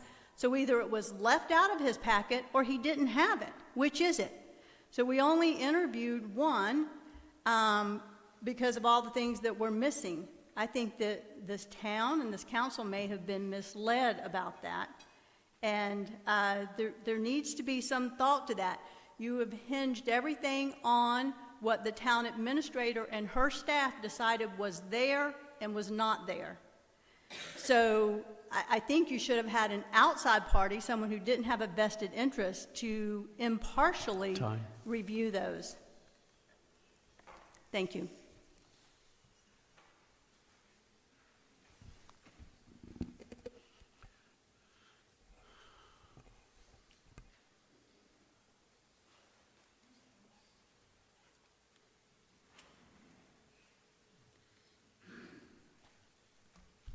name is Rosemary Heath. I live at 588 Sunset Point Drive. For 40 years, we've accepted what Bert Harris had to say. He gave us excellent legal advice. We have not been sued. We've progressed. And now all of a sudden, there's all the squabbling going around. Who said this? Who said that? Who's arguing with who with so-and-so? Who states, well, I read this, whatever it is, law, recommendation, whatever, and Bert's saying, well, no, this isn't correct. You can't do this. And the other one says, oh, well, here it says I can. Who are we going to believe? Who are we going to accept? And who's going to represent us? And who's going to keep us out of trouble? Bert has kept us out of trouble for 40 years. I don't see how you could let him go. And because people are squabbling, I don't think that's a reason for him to go. It's like you're a bunch of little children that don't get along, that have to get rid of the person that they don't like. Doesn't matter if they take care of them. Doesn't matter that he's been not perfect, but he's been good to them or represented them legally for 40 years, helped with all the different organizations and wrote grants. We're not writing any grants now, but Bert used to write grants. And receiving them and getting them accepted. And now, I don't know.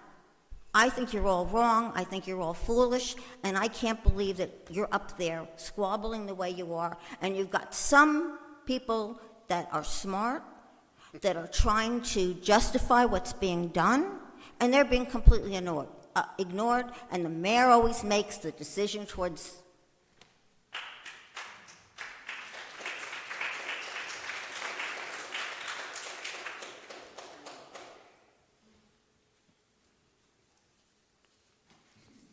Okay.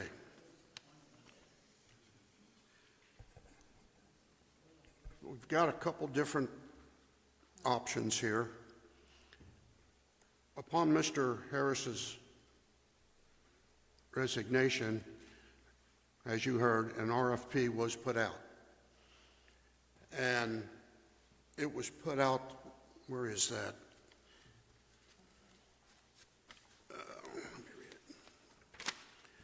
Just so everybody knows, no. No,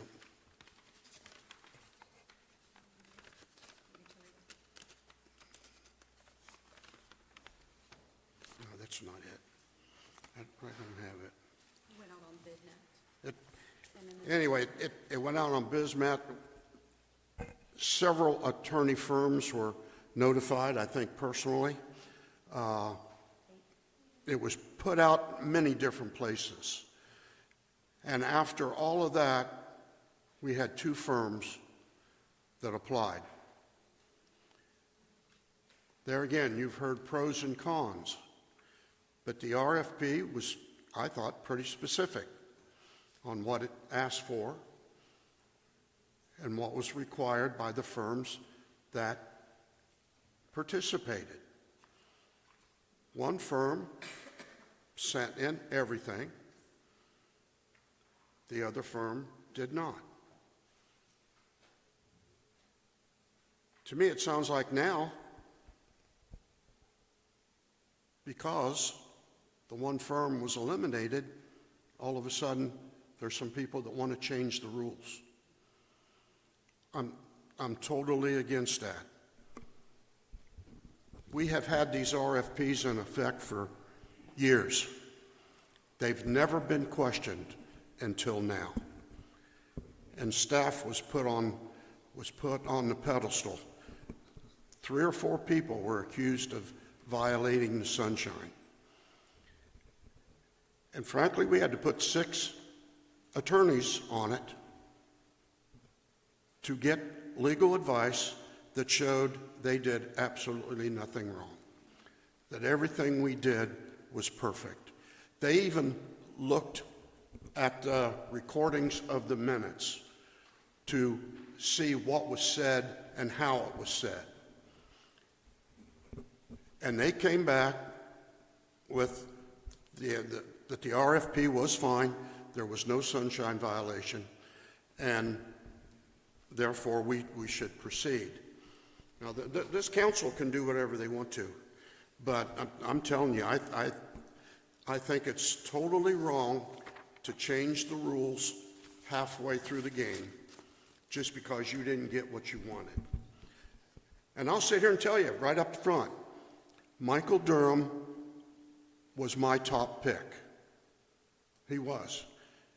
When that young fellow was growing up, my wife and myself babysat him and his sister for years.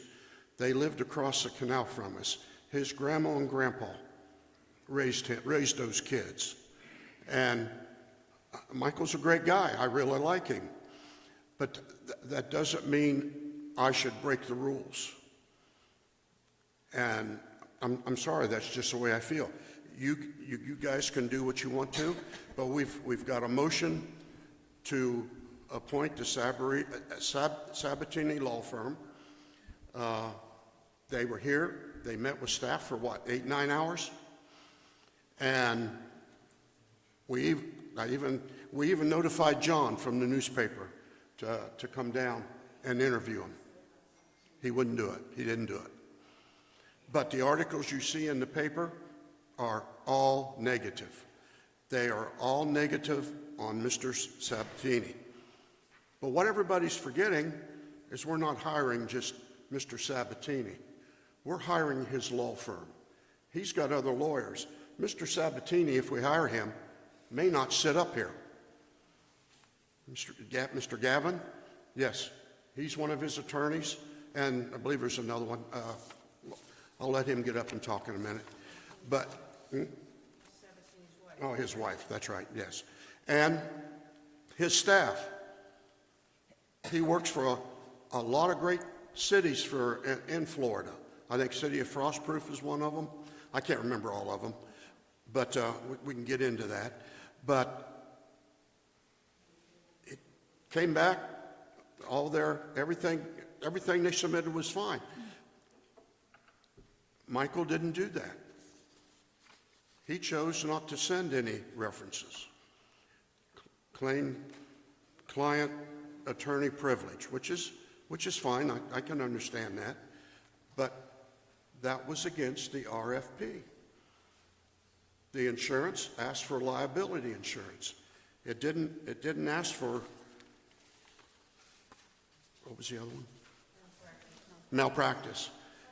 And that's what they keep bringing up, that he brought up malpractice insurance. That's a great idea. I think it should probably be in any RFP we do from now on. But the RFP asked specifically for liability insurance. He did not do that.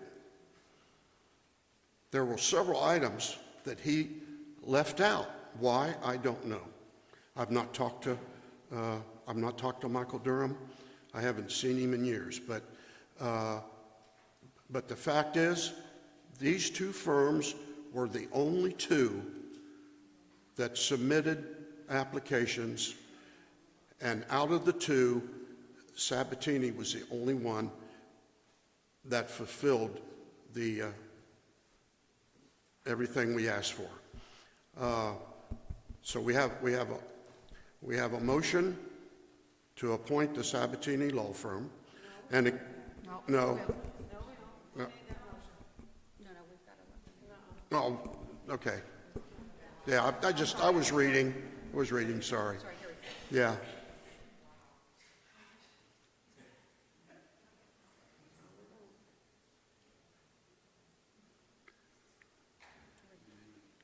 Yeah, we talked about that. The RFP was advertised pursuant to council direction. The council member individually met with the firm.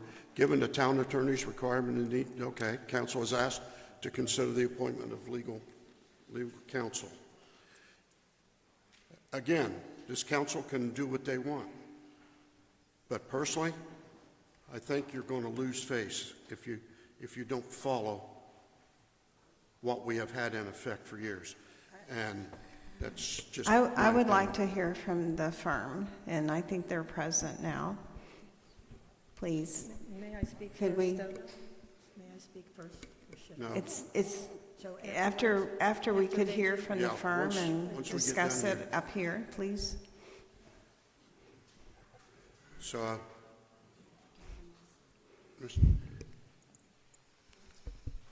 feel like maybe I need to start with a joke or something. It's a little tense in here. One of the things, I know that this isn't about legal representation specifically, but my background, I have a master, and besides a Juris Doctorate, I also have a master's in education leadership and was a history teacher and actually still certified and love teaching history to students. And one thing I'm reminded about is throughout American history, Americans have gone at each other to include fighting each other in the Civil War. But at the end of the Civil War, General Grant and General Lee were in the same room, and they had literally fought each other, shot at each other in brutal combat. And at the end of that, even though the disagreements had been deep, they came together, and General Lee said, do you want to take my sword? And General Grant said, no, General Lee, you can take your sword, and they parted ways. And so I am confident that whether you select our firm, whether you move forward, however you move forward, I wish nothing but the best for this town of Lake Placid. I have fond memories of learning to wakeboard here, among other things. And I think as Americans, we can come together regardless of how you decide to move forward on legal services. So I'll just say that maybe as a moment of reflection that history can teach us a lot about coming together even after very difficult times. I do have a very lengthy insurance document if anyone would like to review that. It wasn't my understanding that that was on the RFP, but we do have $2 million in liability insurance. That's double what most cities require and what this city requires. So that, if that was a concern, I know there was some information about that. We certainly did submit that certificate of insurance on the RFP. But I know that a lot of this focus has been, and I've experienced, I've known Mr. Sabatini for a number of years, and he has strong political opinions. And so I think sometimes people focus on that political realm, that political hat he wears, and the newspapers love that. The newspapers are generally very liberal, and fake news did not come about for no reason. Oftentimes the newspapers like to malign conservative views. And so they fixate on Mr. Sabatini's political hat, but I can tell you he wears another hat, and that's as an attorney.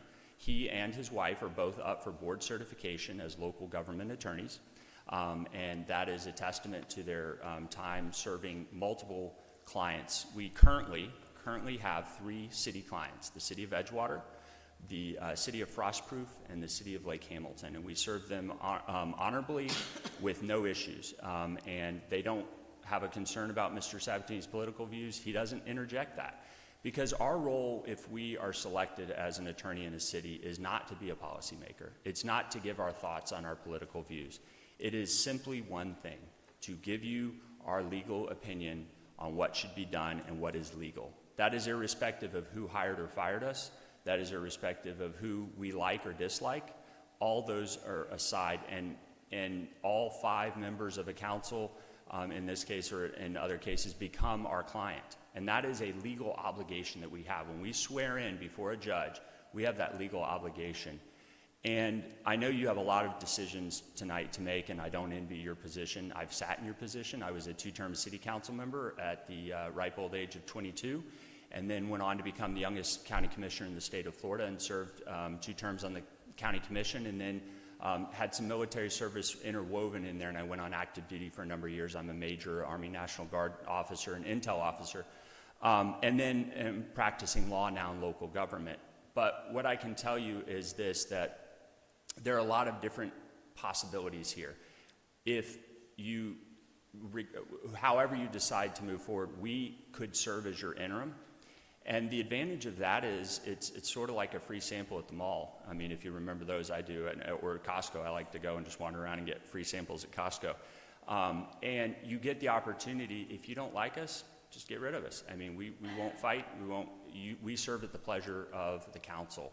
And we would be happy to step in at whatever point this council decides they need and provide that legal representation. And if you say, you know, we just want you as interim, that's fine.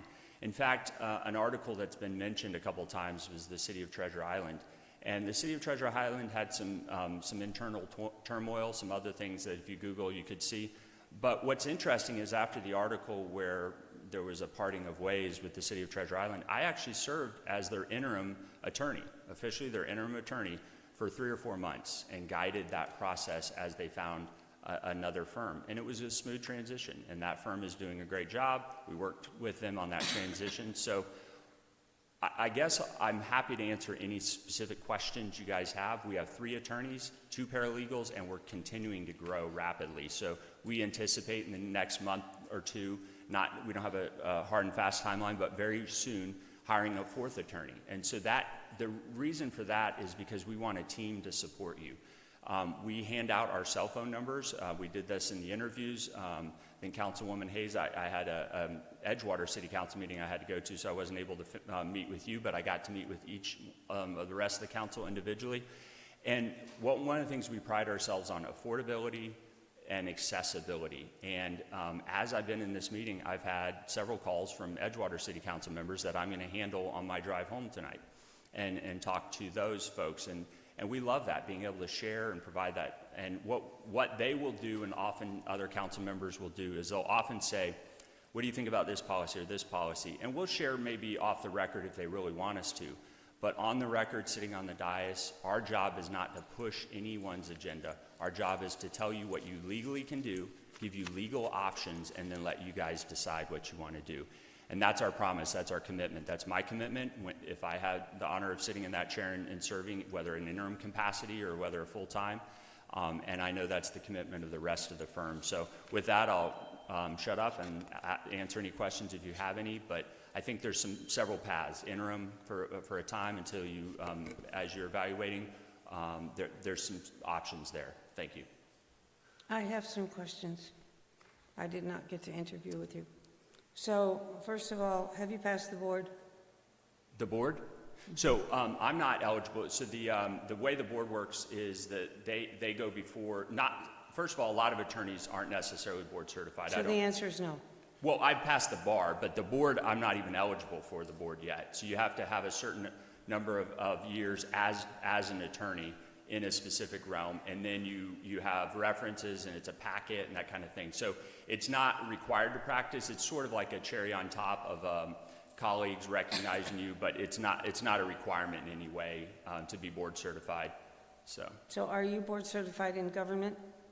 No, ma'am. I passed the bar, though, and am eligible to practice in all of Florida and federally barred in all of the federal jurisdictions in Florida as well. Okay, so in essence, your firm has 2 attorneys, not 3, that are certified in government. No, ma'am, that is not correct. That is a complete mischaracterization. We can board certification is a very nuanced, specific thing. So, for instance, if Lance Armstrong did not win a 7th Tour de France, he was not a bicyclist, or to say that since Lindsey Vonn hurt herself on the slopes, that she is not a gold medalist is not accurate. She is. She just doesn't have that additional thing. But I am qualified to and have been the attorney for the city of Treasure Island. I was just in the city of Edgewater's meeting as their city attorney, actually, and that's why I was unable to meet with you the night of the interviews. So we have 3 qualified attorneys. The board certification is a packet and a process that you can apply for after a certain amount of time. So it's just purely a time realm. I plan to apply for that as quickly as possible. But I have over 15 years of experience in government, between 4 terms as an elected official and then now as an attorney. But you haven't got that yet? No. How many counties is your firm in the state of Florida? The 67 counties. How many counties does your firm practice in? So we have 3 full-time city clients, and then the superintendent of Sumter County is a client. We also do some work with the mayor of Deltona, and then we have filled in as interim attorney in the city of Fort Meade and city of Treasure Island for a time. So and then we litigate throughout. So we have local government and litigation. So we litigate, and we're also, so as far as actual clients that we represent, probably 4 or 5 counties. And then when it comes to litigation, we've done litigation in over half of the cities and counties throughout the state. And how many cities in the state do you currently represent? 3 And they are full-time as frostproof? their attorney of record, and then we represent the Mount Dora or Deltona's mayor. So there are certain cities, when they have conflict, they can do conflict counsel, and then we come in that role, and that's what's the case in the city of Deltona. So you have Frostproof, and what else did you say? Frostproof, Lake Hamilton, the city of Edgewater, and we also, as far as government clients, we represent the superintendent in Sumter County for Sumter County Schools, and then the mayor of Deltona. And then Miss Sabatini, Francesca, was, before she came to the firm, she actually has almost 15 years of experience as an attorney, and has, on top of the JD, she also has an LLM in environmental science, so specifically related to water, land, or agricultural law, that type of thing. And she represented, I think it was about 20 different cities that she has had experience with and working with. So, but currently our firm represents 3 full-time city clients, and then we have the other clients that we represent from time to time. So, Thank you. I just wanted to make note that when I asked Mr. Sabatini what he could bring to the town of Lake Placid, he said that it was his goal for his firm to represent as many small towns in the state of Florida as possible. Thank you. we do agree that we love representing the small towns, the heart of America. So. I'm glad you're not going for Orlando. Huh? I'm glad you're not going for Orlando. Definitely small not. one. So, there's enough drama in small towns, right? So we can. Thank you. I don't know why you would say that, but never mind. Just a couple questions, and it's Gavin, right? Yes, ma'am. So the firm is located in Mount Dora. Correct. Will the you firm be office. our primary representative? I mean, who's going to be the attorney assigned to Lake Placid? So there's all 3 of us will be representing and answering emails, and the reason we do that is because we want to be able to respond quickly, and so if somebody isn't available, we can get answers within 24 hours on most routine stuff. Obviously, if it's more research required, we take a little more due diligence there. So it would likely be me and Mr. Sabatini doing some of those meetings. If you feel like you guys, one attorney versus another is a better fit, we can, accommodate that request. But we certainly have all 3 ready and able to attend meetings as necessary. So. Okay, and then did I hear you correctly earlier, similar to Councilwoman Hayes' question, is none of the attorneys in the firm today are board certified, but 2 of them are proceeding with that process?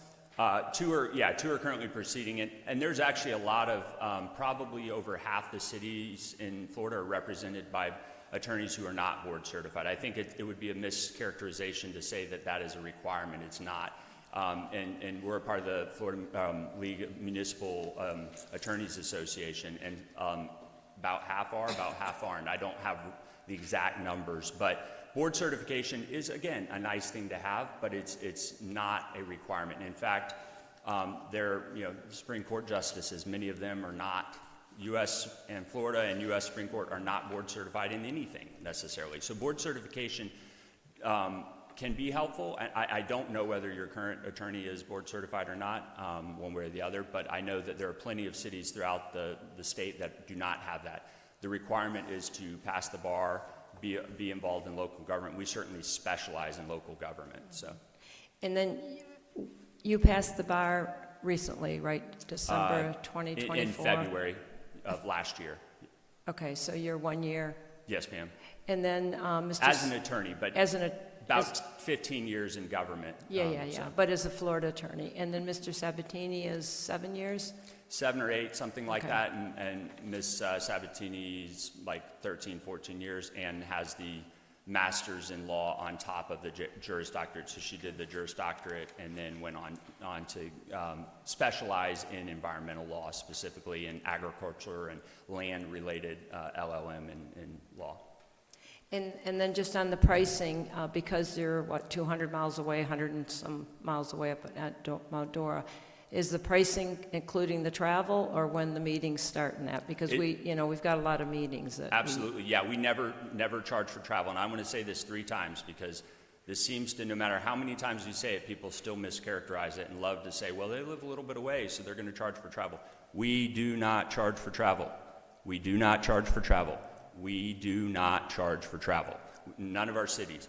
Because, and there's several reasons for that, but like tonight, as I was driving down, I was talking to multiple legal clients and catching up on issues they have. And a lot of our work is on the cell phone. It is in the car. It is virtual. It is, we have a First Amendment case, and I was listening to some case law on the oral arguments from a 1973 case. So, pretty exciting stuff. But, and no, we do not charge for that, and we would not charge for that. The only thing we would charge for is preparation of legal issues specific to the meetings, obviously, and that would be the research aspect of it, and then for the actual meeting itself while we're here. But we do not charge to or from. That's not fair to the city, in our opinions. So. Just for clarification, you represent the city of Lake Hamilton? That is correct. You've been there for 18 months? Something like that. I'm not sure Something like that is exactly what Mr. Sabatini said There in you his go, then. interview, because I wrote it down. Okay. You've represented the city of dispute that. Frostproof for 13 months. The city, Frostproof, yeah, that sounds about right. That's also what he said in his interview, because I wrote it down. Okay. You've represented the city of Edgewater for only 2 months. That's also, I wrote it down, okay. Okay. Mr. Sabatini, for your answer, Councilman Charles, he has been 6.5 years practicing, and his wife has 13 years practicing. I wrote that down too. I take notes. That's all, thank you. Didn't sound like questions, but okay. Just for clarification. Okay, I also have some comments. Mr. Sabatini, presented himself as being the principal attorney with you as a backup. And so we established that he has only been, has his license approximately 6 years and 4 months, something like that. The RFP required 10 years experience. You have your bar license 1 year and a few months. That does not meet the requirements. Some facts. Mr. Sabatini represented a client in this county, and the judge found that he had pursued a baseless and frivolous lawsuit, and the legal theory he relied on was without merit. That is in the judge's decision. And the judge ordered that Mr. Sabatini and his client repay the legal fees for the other party. That's a fact. That's not a political whatever. Another fact, in the 4 months that you were representing Treasure Island, there were 2 decisions by Mr. Sabatini that had to be reversed because they were not correct. So I'm putting aside any political things going on with Treasure Island. This was just bad advice. You also did not show the umbrella insurance or workers' comp. Let me go on here.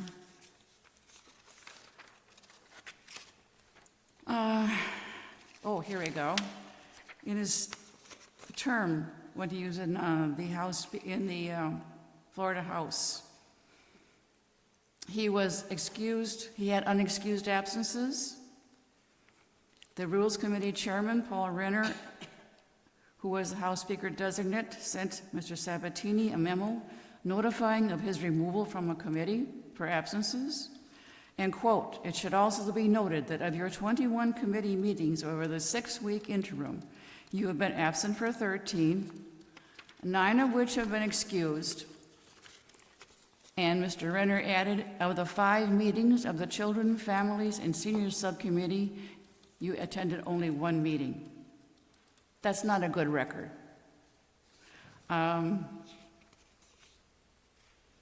Now, as far as the response by Mr. Durham and Rhodes, it's mischaracterized to say it was not complete.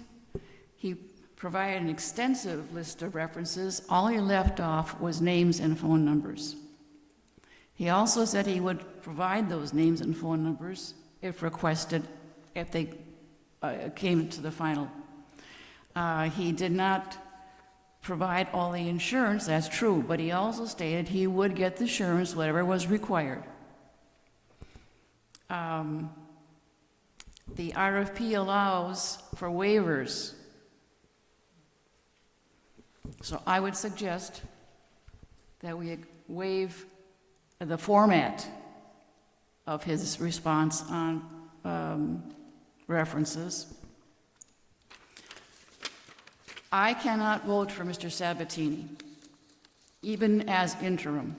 I would like to propose a fourth motion that we appoint Mr. Durham and his firm, who is certified in local law, as the interim attorney, and give him the opportunity to cure what are the perceived defects. And I will second that. Okay, I think we had originally decided that we would just vote for this attorney, and then we would do another. We need to vote what we're going to do with this RFP before we move forward, because that's the procedure. I mean, it's just like any other bid we do. We have to vote on this before we move forward on another motion. So that's what we had decided, and also to keep us out of any litigation. That's how we do all our bids. We open up the bids, who's qualified, who's provided the proper information. That's what we do, okay? And then we vote on that, and then we move forward after that to whatever else we want to do. So I would like to do that, like... There's three motions here. I'm sorry, I can't hear you. Sorry, thank you. There are three motions here that are options for us. And Ms. Eberhardt and I, as a second, are taking the second motion and to appoint, the third motion. Oh, you're making your own fourth motion. I'm making a fourth motion, fourth option. A fourth option to consider Michael Durham as the interim attorney, and also, while he's the interim attorney, we would put out the RFP, as Ms. Worley is saying, and we would put out the RFP, and if Mr. Durham would choose to put in for the RFP at that point, that'd be fine, and anyone else that would, and we would consider the RFP process again. Correct. So he would be interim, and we would do, as we said earlier, Yes, send it out again. yes. Okay, so I'm just confused that we're still considering an RFP that was not qualified. So the fourth motion, I mean, if denied, proceed to option 3, which was, what's option 3? Okay, for the mayor to secure. So I think we could do up or down on this contractor, just basically look at him as a contractor, up or down, we make a motion, and then we do another motion to do what we want to do next, either. I just made a motion. Okay. And I seconded it. All right, I'm just worried that we're going off the rails on what we normally do for RFPs. We're taking in another contractor, which didn't qualify. I don't know. That has nothing to do with the motion that's on the table. Well, it does if we're going to consider another attorney. No, we're not considering another attorney reference to the RFP. We're okay. considering another attorney for an interim position, which is not with reference to the RFP at all.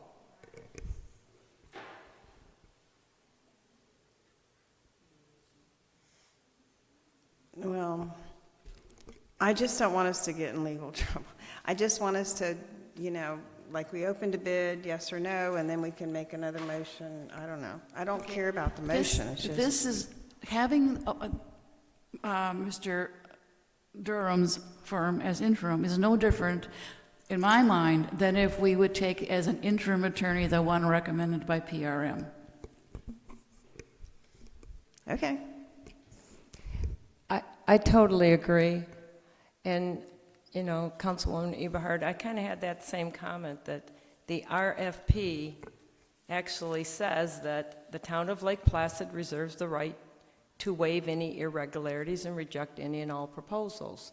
So it's like, I think as more of us are getting into the details between the two resumes that have been submitted in the backup information and comparing it to the RFP. To the point you made, the RFP says you need 10 years experience. So there's a lot of things that we're not going to go over in the RFP that sadly Sabatini firm doesn't have, but yet it wasn't ruled out, whereas the other was. So, you know, I support the motion that you're making.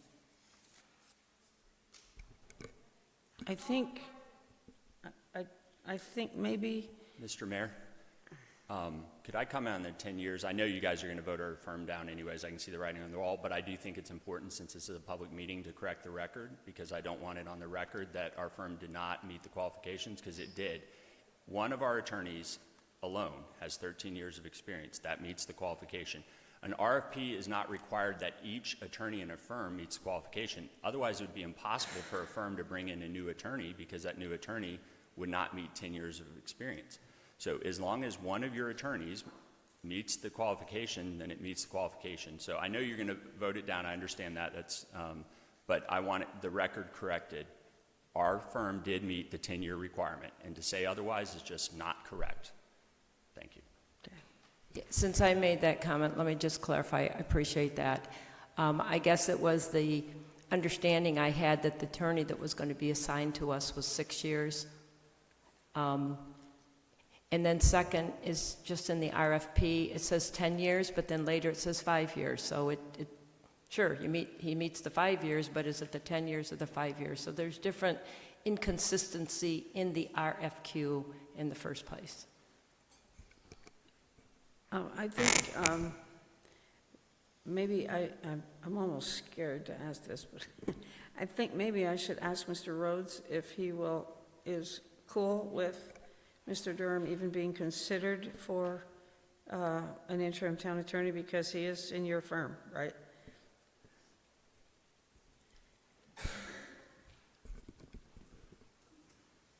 Good evening.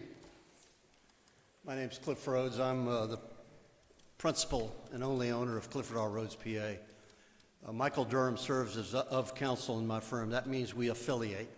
He has an office in my firm in Sebring, and he's been with me for 2 years. We also have another lawyer that helps us, affiliates with us. Her name is Kara Groves. She works predominantly in none other than Mount Dora, Florida. And she, speaking for myself, I've been a member of the Florida Bar since October of 1980. That would be 45 and a half years.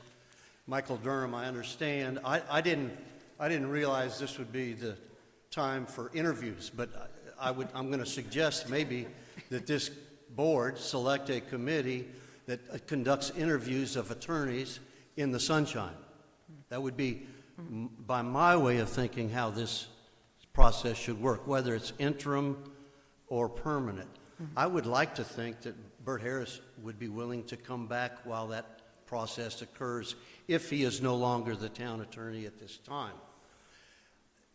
This proposal, or response to proposal, was put in front of you by my firm because Michael asked me to do it. Michael has been board certified, I don't know how long. I don't have our proposal with me. I didn't expect to have to refer to it. I think he's been board certified, county and local and municipal certification for at least 10 years. Did I say he's been an attorney?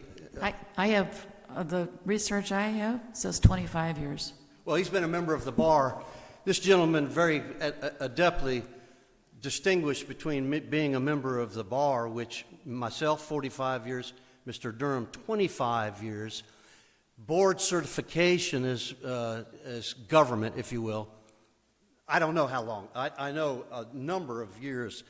In fact, Mike would be here tonight, except he's an adjunct lecturer at University of South Florida, and he had another commitment over there at Sarasota to instruct municipal code enforcement officers on how to conduct proper code enforcement.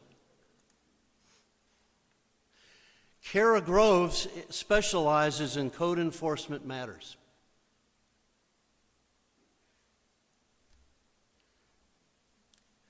I served on Sebring Utilities Commission, a municipal board, during the 80s, nearly 40 years ago, for 8 years. I represented Sun and Lake Improvement District of Sebring in multi-million-dollar litigation last year.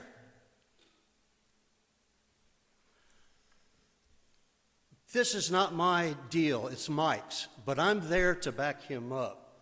Unlike Mr. Harris, whose wife said, time to retire, my wife said, keep working.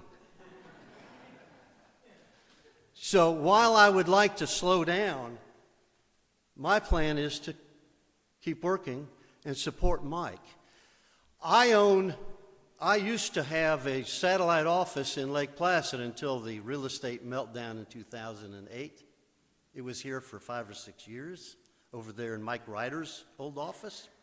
Currently, I own LP Title, which has been in Lake Placid, Florida for the last 7 or 8 years. I don't have the exact year, but I know it's been at least 5 because we're on our second 5-year lease over there on Tower Street.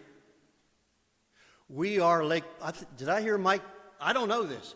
Did I hear Mike Durham grew up in Lake Placid? Did I hear that? Yeah. I used to vacation on Lake June in the mid-'60s when I was a little guy, when we took 2 weeks before he went to Vietnam. So we can debate our credentials tonight, or this council can select an executive committee of at least several of you town council members. I think maybe the entire council should be on this executive committee. Ask Bert to come back in the interim and interview us lawyers. Speaking of the request, insurance. Oh, by the way, in my file folder, I heard a rumor that I didn't supply my articles of incorporation. Those articles were filed with the Division of Corporations in 1981. I have 7 copies if y'all would like to see them. Because I heard a rumor that I was Mike did this, that Mike was defective with not supplying articles of incorporation. I got them. Anybody want them? I don't think that was the point. The point is that you fill out the application. Listen, I heard a rumor about articles of incorporation. If I may finish. May I just say something, because I haven't said anything yet, is that what my goal is, instead of having personal, and I don't say this in a bad way, I think it's just natural if you've been involved with something for a long time. I want straight legal opinion. I don't want, oh, you know someone, or you feel this way, you were involved in this, and it carries over.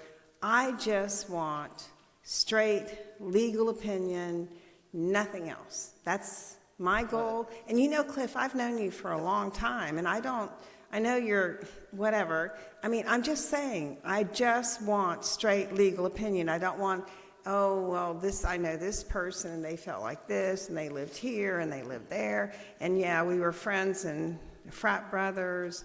I just want for this town to have straight legal opinion. That's it. That's my goal. This guy will agree that our job is to give you straight legal opinions. Okay. That's all I care right, about. wrong, or indifferent. You can go on and on and on, but, and I just have to say, I know, but if you're asked to put something in a packet and you don't do it, you have to understand that our staff is not to blame for anything. They did not violate anything. They looked at the packet, it wasn't in there. Yeah, it's easy. You just print. I can look it up, yours up probably almost from here on my phone, and print it out, but it wasn't in the packet. So let's just leave that part out. It wasn't in there. So please just stop. Just all I want as a council member for this town and representing the people of this town, all I care about is straight legal opinion. That's it. That's what you should expect from this firm or that firm or any firm. That's purely understandable, and that's what we're here for. The RFP Again, Mike's taking the lead, but he's not here. So I said, I'll come and listen. I didn't realize I'd be doing what I'm doing now, but here I am doing what I'm doing. The RFP says, with respect to insurance, upon town's notification, the firm shall furnish to the town administrator the insurance. I don't know if Mike was asked to supply that. But the point is, the RFP suggests that it's not necessary to be submitted with the proposal. I don't think we need to argue that now. That's part of a litigation issue right now. So can we just move on to... Councilwoman Worley, you have said at least twice, maybe 3 times, that the other firm's proposal was not acceptable because it lacked documentation. This gentleman spoke of his firm. I should be entitled to speak of mine and our proposal, and that's what I'm doing. See, and I didn't think we were going to hear that tonight. I thought we were just going to... If you want to be interim attorney, then that's fine. My firm is prepared to serve as interim. I think a better approach is to have Lisa go home, call Bert, and ask him if he would serve, what is it, another month out of 40 years? Maybe 2 months? Mr. Rhodes, we already voted that. Mr. Harris, we're done. My suggestion is he serves, this town council interview firms, whether it's interim or permanent. I appreciate the time that you have taken to listen to me spout off. We are happy to serve. We're local. I think Michael is extremely competent to serve. I think he listed some of his former government positions as attorney. And again, 40 years myself, 45, 25, Michael, I think here, I'm not sure, maybe 10 years of bar experience. Thank you so much.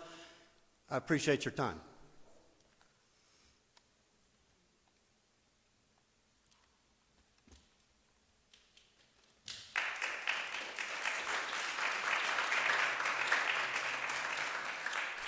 All right, what's the motion and second?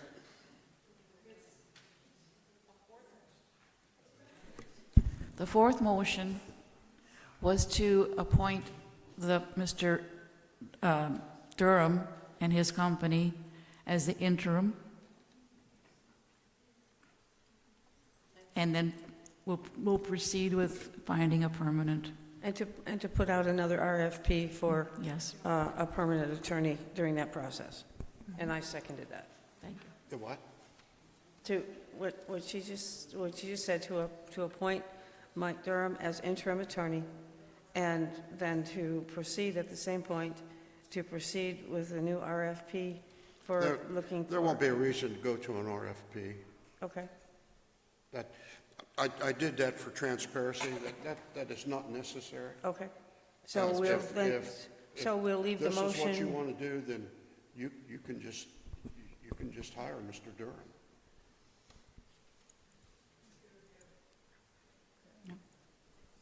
Yeah, that's correct. We don't have to go out for an RFP for a legal position. I mean, So we can just... after all this, I don't know what firm would even want to apply. But if Mr. Durham is willing to do it, if that's what council wants to do, then that's fine. I think, Mr. Mayor, you can hire Mr. Durham with, period. Yeah? No? Yeah. With the consent of council, you can hire Mr. Durham with the consent of council, I believe. Yeah. Okay. But So do you we've want already to- had, Do you want to amend the but motion? I'd just rather Ms. go ahead and Eberhardt? have the council do it.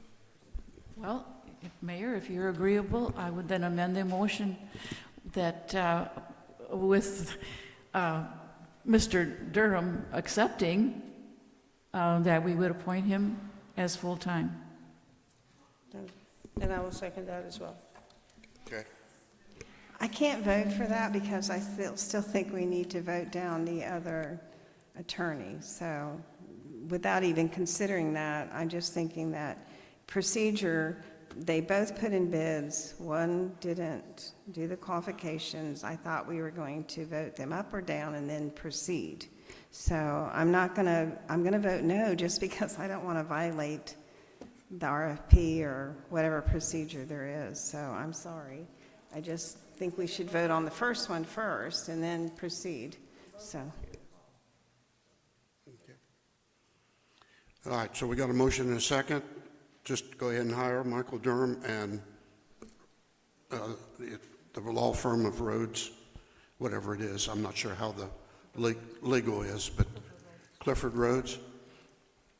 Mr. Rhodes, you think he would accept it? I was just testing him, asking him, but let's assume he will. Okay. Thank you. Okay. All right, we have a motion and a second. Any comments from the audience?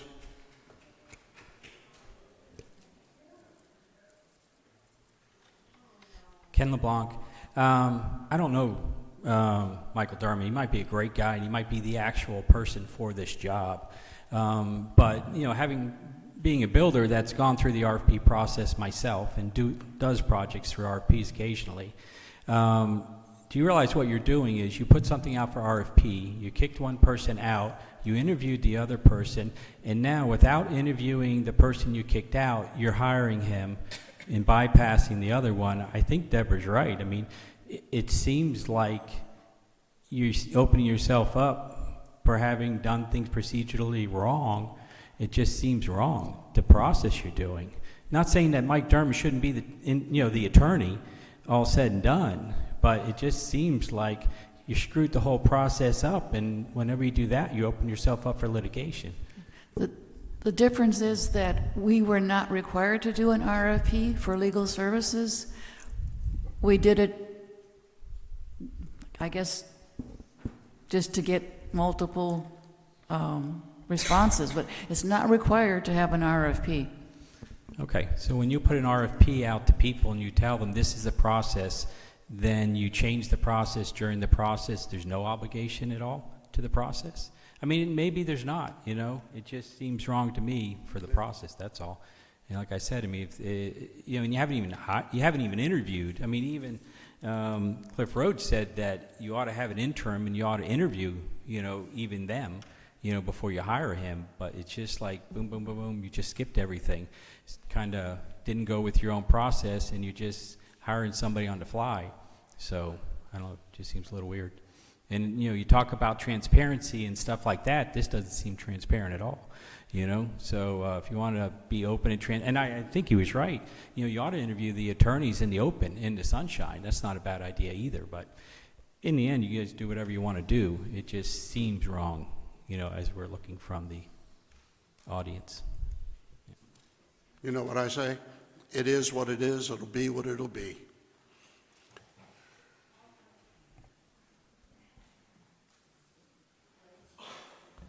This will be quick. To correct one error, the RFP did call for, page 19 described malpractice insurance coverage, carrier limits, and exemptions. So it is in the RFP for malpractice insurance, John. Just wanted you to know that. The second point is, I've known, first of all, the Rhodes law firm and Mike Durham are well known in Highlands County and have been. They are local. I've worked with both Cliff and Mike Rhodes years ago when I was the co-chairman for the Group for Better Government, and we worked closely with the Board of County Commissioners. So I think it's an excellent choice, and I commend you for making that decision or making that motion. Thank you.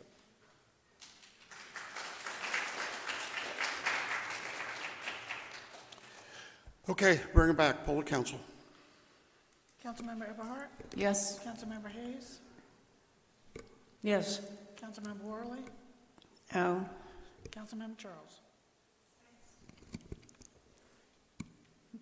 Yes.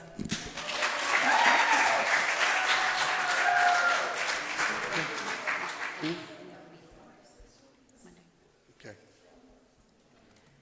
So, we're going to have him here Monday? Okay.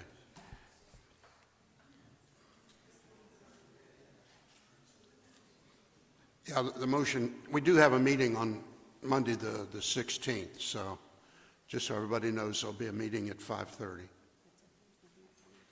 Okay. All right, where are we? That's it, we're done. That's it, we're done? All right, we'll bring it back to council. Nell?